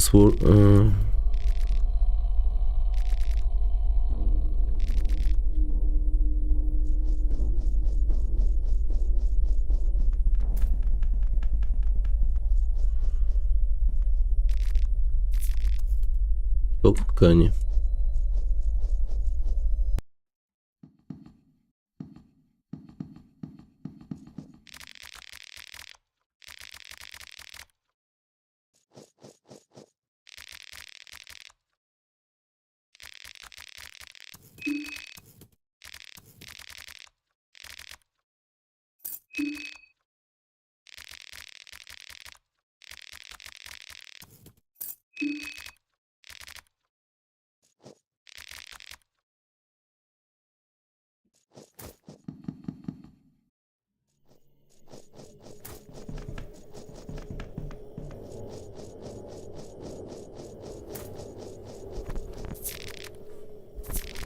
Так, грибное рагу, спички, яйцо. Еды, кстати, много, прям нормально. Просто посмотри на меня. Надутая губа, нависающие веки, расчесанное лицо.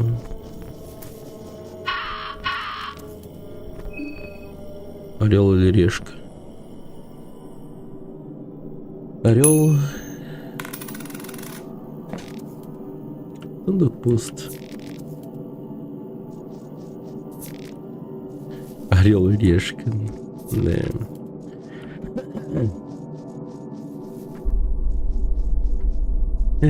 Путешественники, блин.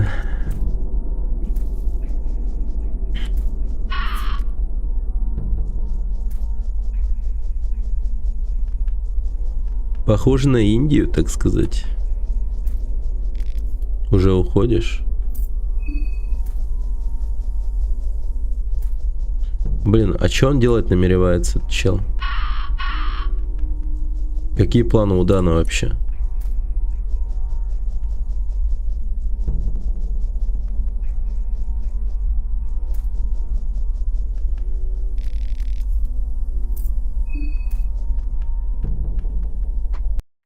Видимо, напасть на них хочет.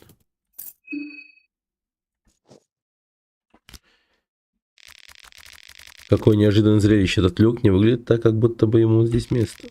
Возможно, стоит проверить, хотя сначала я хочу проверить местных жителей снаружи.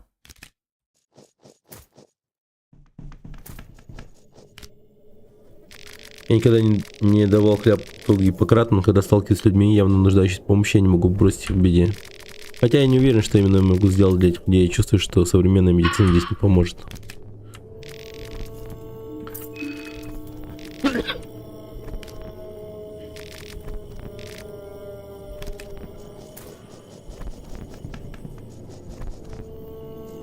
Просто со всеми поговорить надо. Она забирается мне под кожу, ползет.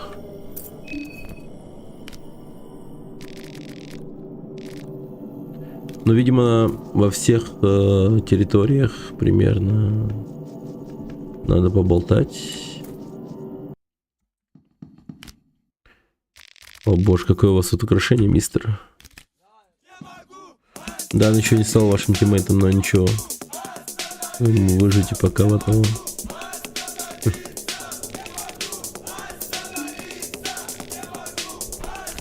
Спасибо за 40.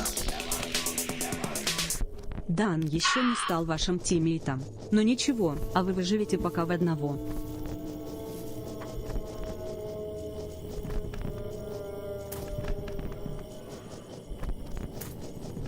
Но мне кажется, надо прям... вот так вот может пройти.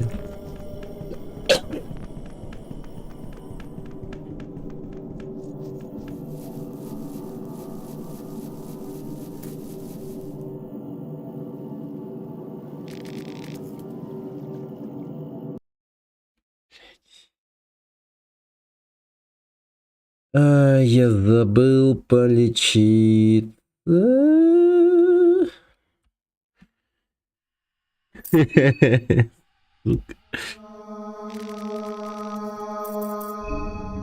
Это прикольно. Чертовски весело.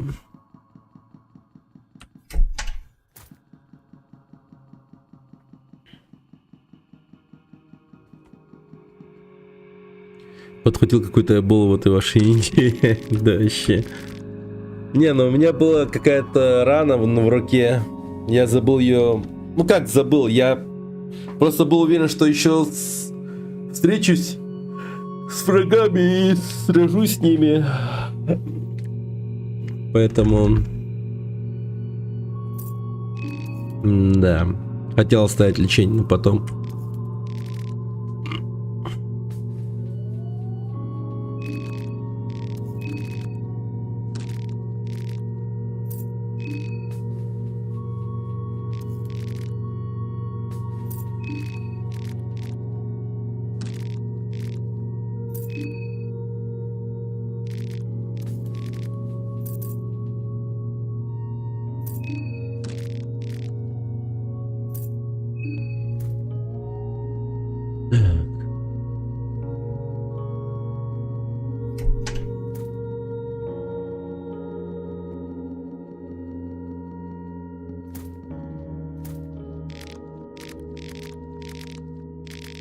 Уже вечер наступил.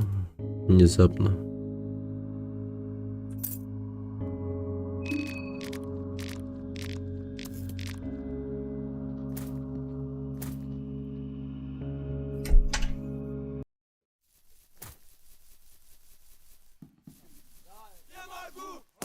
Диалоги не запоминают с игрой по сюжету, можно скипать, уже прочитано, не активируя экономию времени, если вы не против. Заскриптованность, я думал. Спасибо за 40, Мош. Диалоги не запоминаются игрой по сюжету. Можно скипать уже прочитанные, не активируем. Экономия времени. Если вы не против. Угу.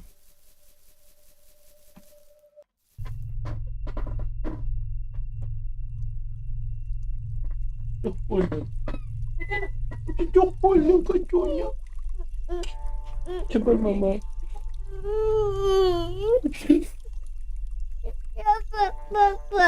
Папа спать-то. Ой, чё? А?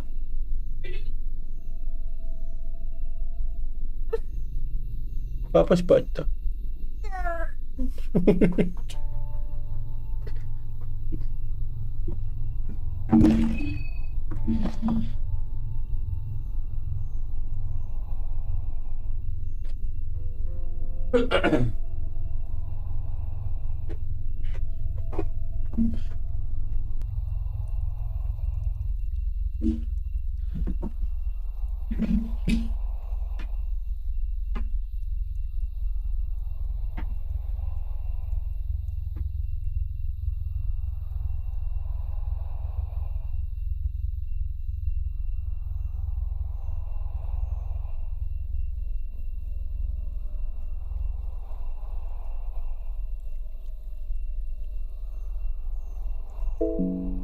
Так.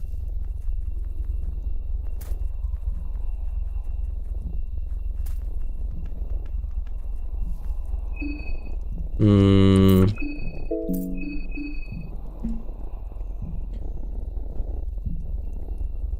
Блин, или я смогу, в принципе, его убить.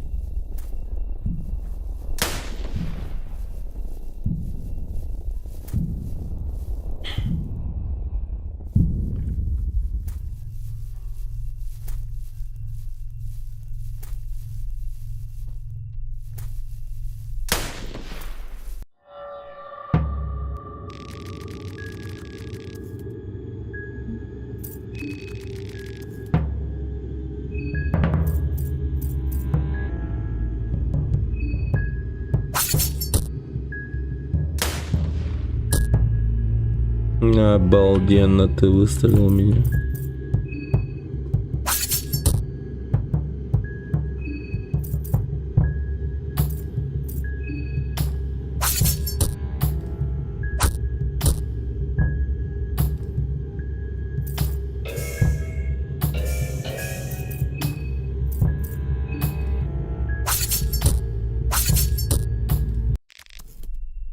Понял.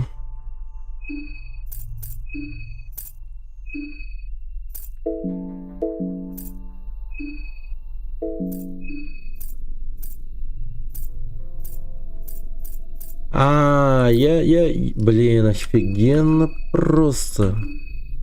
Я сейчас от кровотечения умру. Я получаю порох, реально?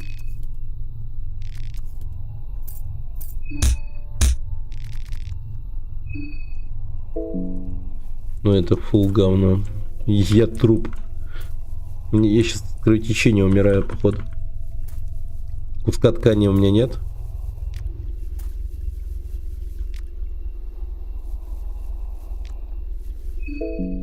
О, это похороны, ребята, внезапные.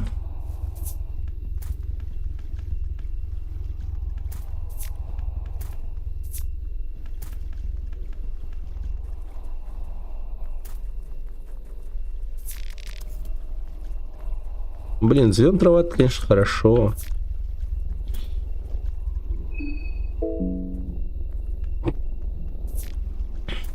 Но мне кровотек. А вот интересно, доктор меня полечит?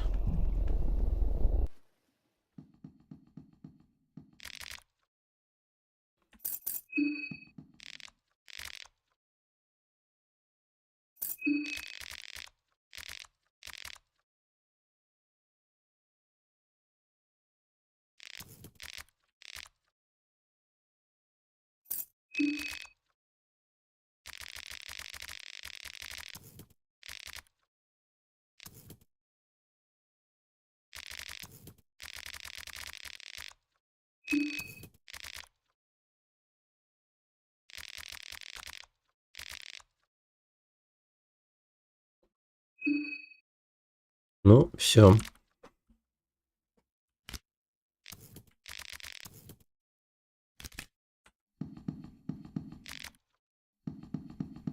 Бежали? Озеро кажется таким огромным, потому что не видно другого берега. Интересно, могли бы мы просто переплыть озеро, чтобы выбраться отсюда?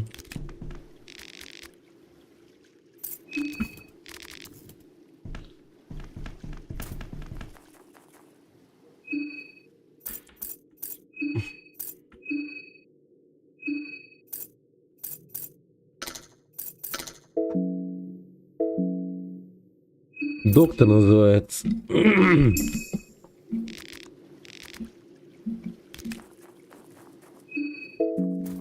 Да уж, он максимально бесполезен на данный момент. Вот лодка, как бы, бери и плыви просто.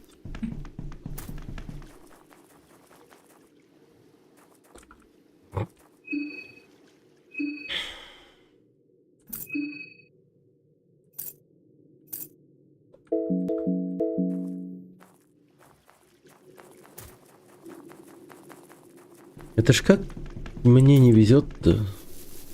Это вот, типа, если что, в Фиренхангере, в первой части, было очень легко найти ткани. Просто подходишь к какому-нибудь флагштоку, рвешь его и получаешь ткань. Ну, то есть очень легко было получить его.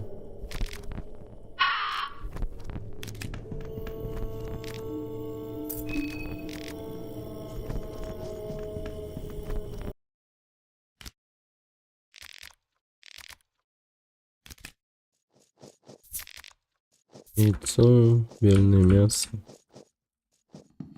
Но это все бессмысленно. Я просто умираю.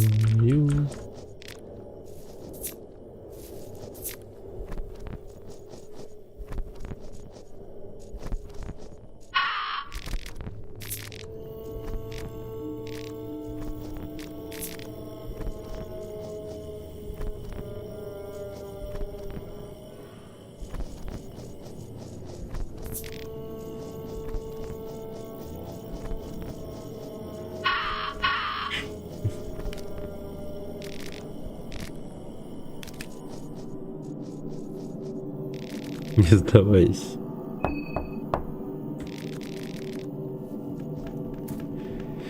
Ну, я-то не сдаюсь. Вот, кусок ткани. Да ладно, ну повезло, повезло.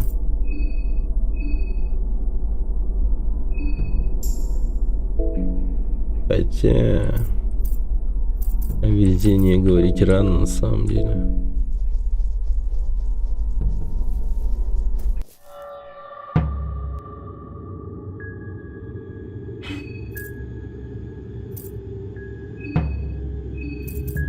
Может, ему просто в тело ударить в натуре? А, ну блин, чё мы по ногам-то бьем все время?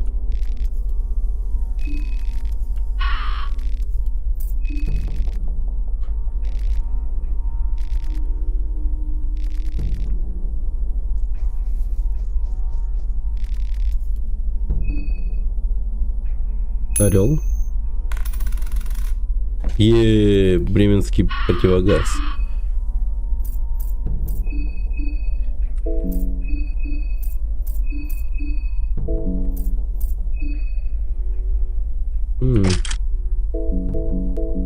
Блин, наверняка это прям меня спасет. Маленький ключ. Вот это повезло, походу.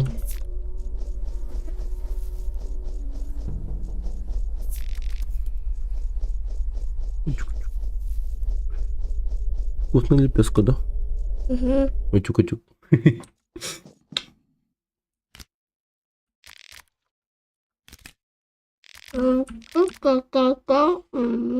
Это страшный кихил роман.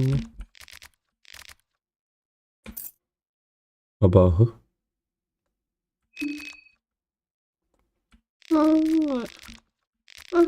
О, я слаб от голода. Страшно бардуть, мать. Так. О. Угу.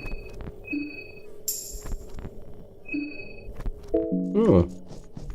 Погоди, а мясной пирог вообще насколько поднимает? Пать-то. Уда.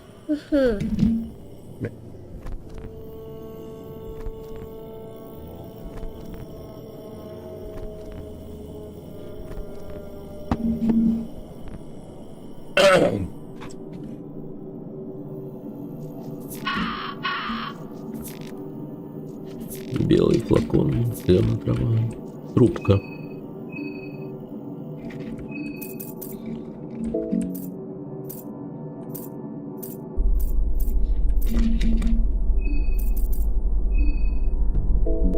Это, наверное, типа для курения. Очевидно. Ну, в принципе... Давайте тогда уж пойдем в люк.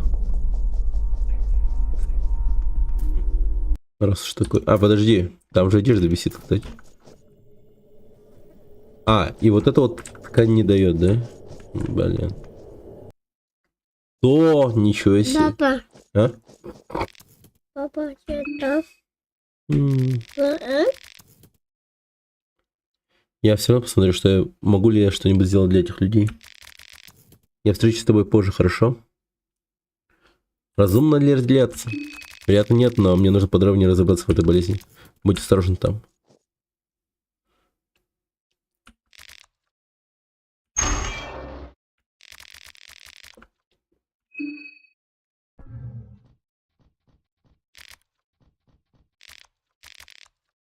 Циркулярный диск.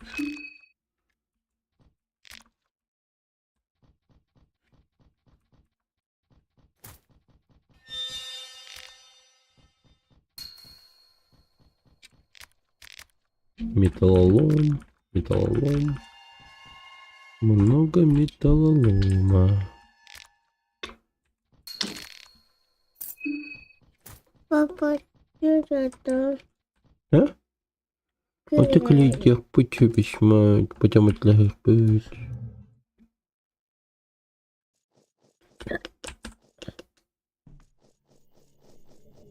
О, да ладно. Дан, верно? Как ты думаешь, что может быть причиной этого? Ты еще думаешь, что теория армейского заговора такая глупая? Ух, я только что пришел сюда. На данный момент я знаю столько же, сколько и ты. Не похоже на то, чтобы это могло передаваться при физическом контакте, но, возможно, еще слишком рано говорить наверняка. Я даже не рассматривал возможность заразиться самой. Я разговаривал с несколькими из этих бедолаг ранее и не утверждаю, что это сделал лунный цвет. Итак, это навело меня на мысль, что, возможно, поблизости могла бы взорваться какая-то бомба. И эти люди приняли яркий взрыв за лунный свет. Я читал о экспериментальной войне, которая могла бы соответствовать всем требованиям и болезням, которые мы видим у этих людей, может быть вызван радиоактивным осадком от такого взрыва. Но опять же, взрыв такого масштаба, несомненно, привлек бы внимание всего мира. Как ты рассматриваешь возможность вмешательства армии? Было бы глупо не делать этого, но ты никогда не знаешь наверняка. Может быть виноват только то, что говорят эти люди? Лунный свет сделал это. А я-то думала, что ты образованный профессионал. На самом деле, я никогда не получал надлежащего образования, так что твое предположение неверно. Тогда и зачем я вообще с тобой разговариваю? Хороший вопрос. Это то, над чем я сейчас размышляю. Это ты? Что, черт возьми, происходит в этом городе? Что ты имеешь в виду? Что? Тебе должно быть уже довелось увидеть, в каком состоянии эти трущобы, в каком состоянии находятся люди. Эта сенсация только что стала намного громче. Я должна быть осторожна в своих желаниях в будущем. Что ты знаешь об этой сенсации? Я почуяла, что что-то не так с Бременом, оккупировавшим Преховилл. Казалось бы, весь бременский лагерь был сосредоточен на том, чтобы попасть сюда. В этом нет никакого смысла, это просто еще один захолустный городок. У меня есть свои связи с различными организациями и группами. Одна из этих групп сопротивления, сражающихся против Бременской империи, подтвердила мои подозрения. Здесь что-то должно было произойти. На самом деле, мне больше ни о чем не сообщали. Я не могу поверить, что меня даже не предупредили об этом месте. Этому парню придется чертовски дорого заплатить, как только я вернусь в цивилизацию.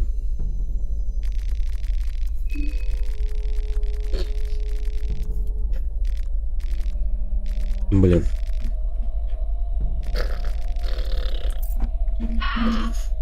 Ты направляешься в город? Да, но я не уверен, что теперь делать. Я полагаю, что город тоже будет не намного лучше. Что нам теперь делать?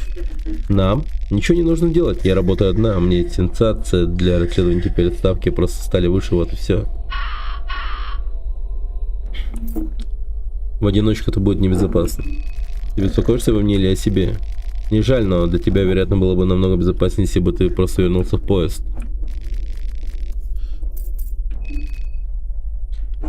Ты все еще сосредоточен на этом? Эй, я бы ничего не добился, если бы убегала домой, поджав хвост каждый раз, когда ситуация обострялась. Это ерунда. Бывало и хуже. Ну, конечно. Тогда ладно. О, привет. Это место. Не прав.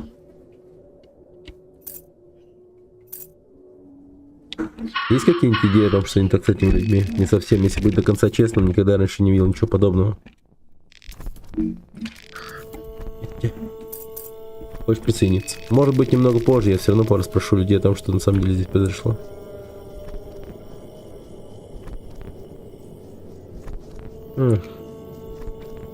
Все еще ходит тут внизу.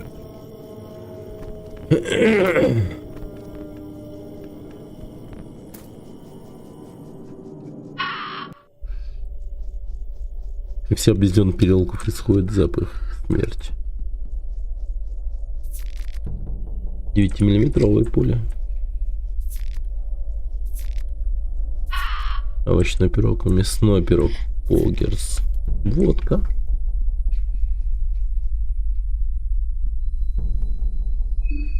Ну, не знаю, но я так на всякий случай просто...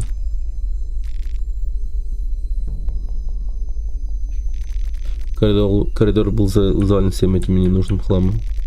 Текст снизу может предупреждать об уровне опасности.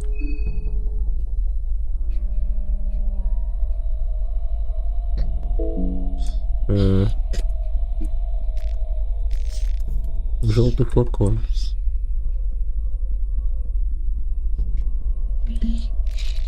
Это должно быть телевизионная комната. Я комната сосредоточена на этом телевизоре. Жаль, что это бесполезно из-за отсутствия электричества.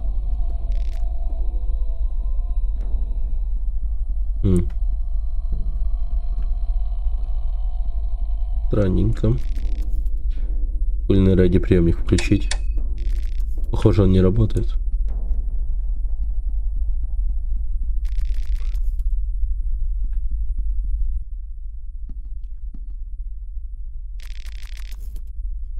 Из холодильника вытекает грязная вода. Вы хотите белый флакон. Дядя умер. Нет, он не умер. Он не умер.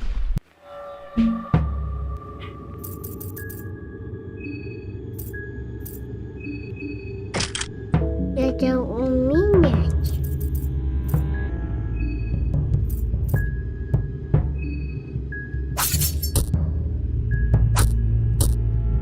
А ты не охерел так много урона наносить? Ты серьезно? Папа. Он не идет. Вот он...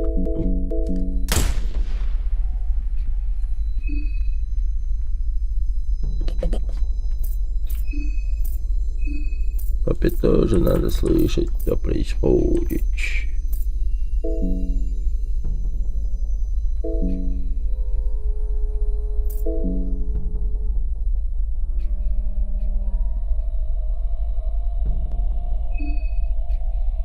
Но...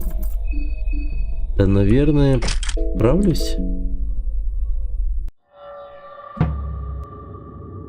А куда я ему попал? А в кого я вообще выстрелил? Я в труп выстрелил? О, это тупо. Боже, как это тупо. Не попал.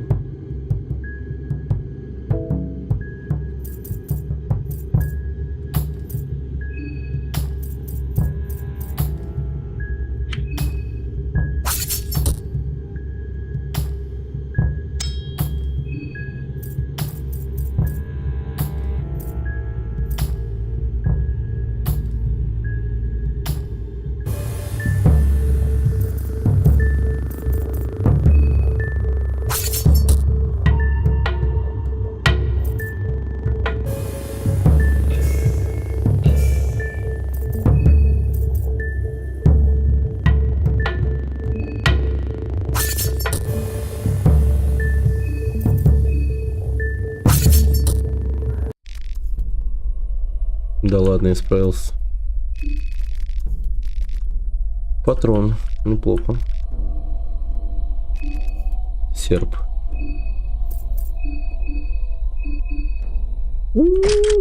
Сюда. Я вспотел. Да не потей, нормально. Вы находите кроссворд. О.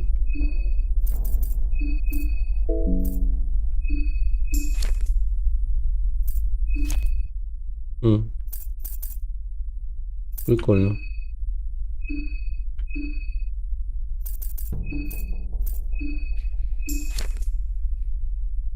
Morning has gold in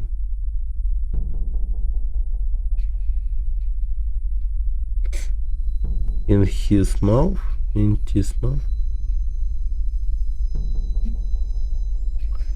Утро было молодым в его во рту.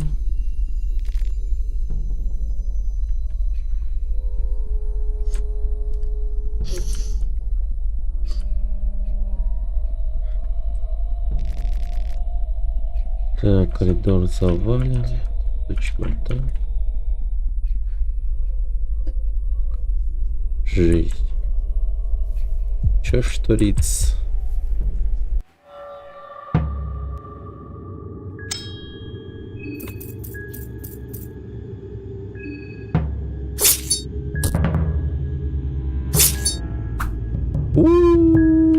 Уи.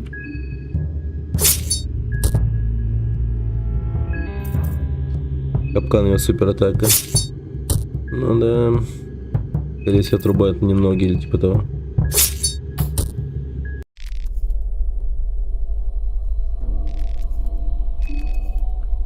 Серп.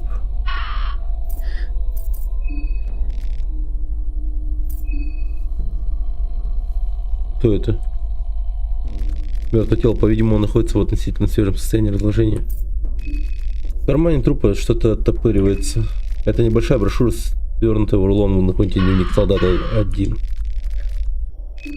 Трудно определить причину смерти. На лицо не так уж много физических травм. Может быть, он перенес сердечный приступ или умер из какого-то другого болезни или яда. Некроманта на его душе нет. Но жалко, да.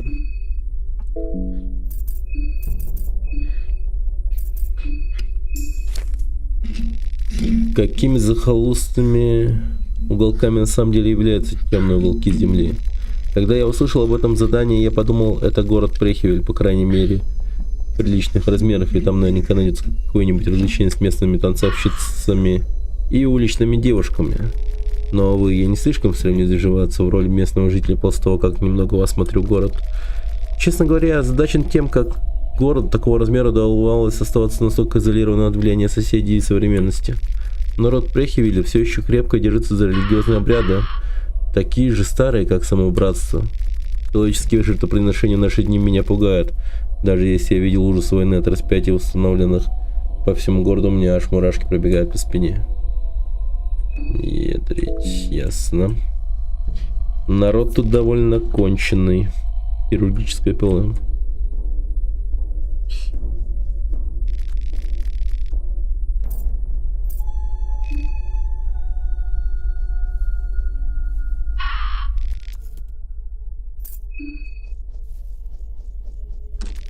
Дверь заперта на простой замок.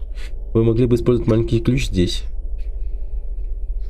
Ну, давай. Резкий запах плесени пополняет серый коттедж. Второй коттедж. Пила для трупов. Ну, я понял. Только не надо жестко бэкситить. Если что, буду спрашивать. Ну, прям, если прям беда будет.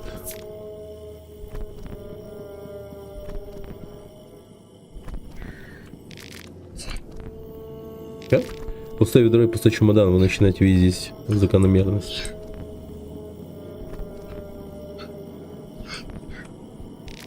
Написано кроме вооружить фестиваль терминов, фестиваль крови приближается к нам. Взять винтовку на стене. Винтовка заряжена одним патроном. Блин, какой прикол.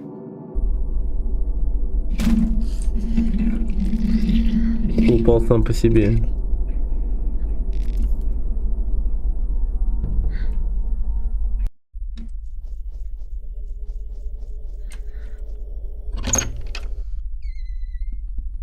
Воздух здесь внизу тяжелый, влажный и мускусный.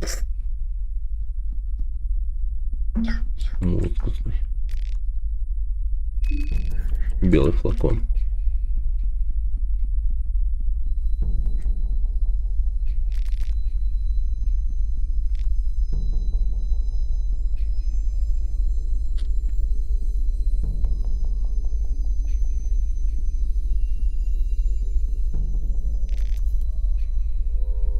Чьи-то объедки. Тухлое мясо.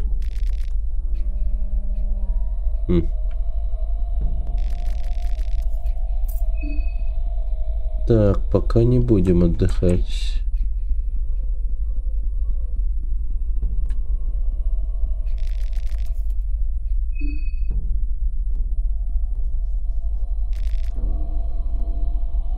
Файлы. Так, на всякий случай. Здесь есть ритуальный круг. Подношение. Орел. Блин. Нижняя полка книги в подвале покрылись плесенью, не находится в плохом состоянии. Вы находите оккультный гримуар. Алтарь наук богов, чтобы умилостивить тех, кто сидит в большом зале, вы должны сделать достойное подношение.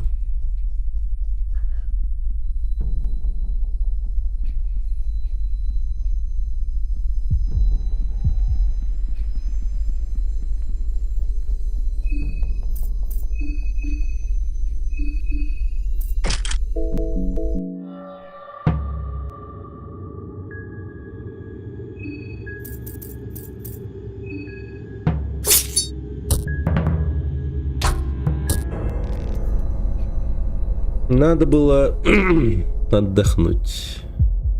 Услышите отдаленные крики и бессвязный бред. Вы не одни.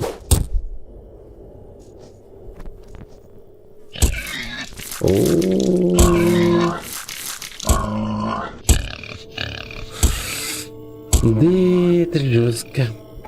Примки скушали нас.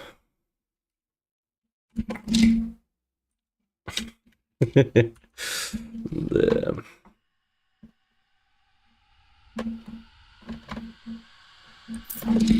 Ну что ж, тогда продолжим завтра. Вкусный, да. Че как игра? Игра крутая, прикольная, намного круче, чем первая часть. Это точно. Радует то, что они решили перейти на более-менее такой приближенный к нашему времени лад. То, что даже есть огнестрельное оружие, это типа прямо очень круто.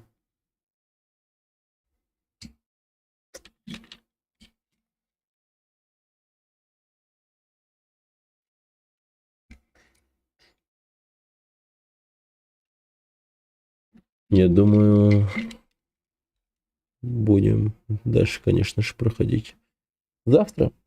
Попробую пораньше завести стрим. Завтра пораньше попробую поиграть. Может, в течение дня заведу. Но в телеграм-канале будет оповещение о стриме. И В принципе, на этом все. Да. Но в любом случае стрим начнется вечером или же чуть раньше. Посмотрим. Посмотрим.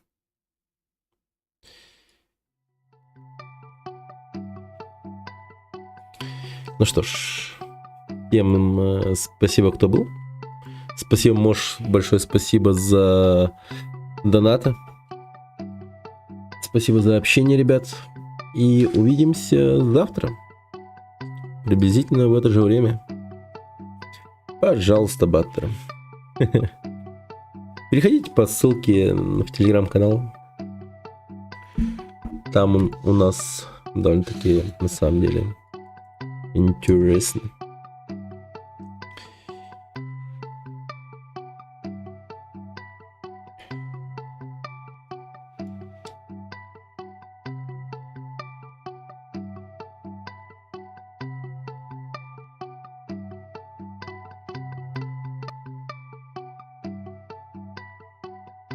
Давайте я кину рейд.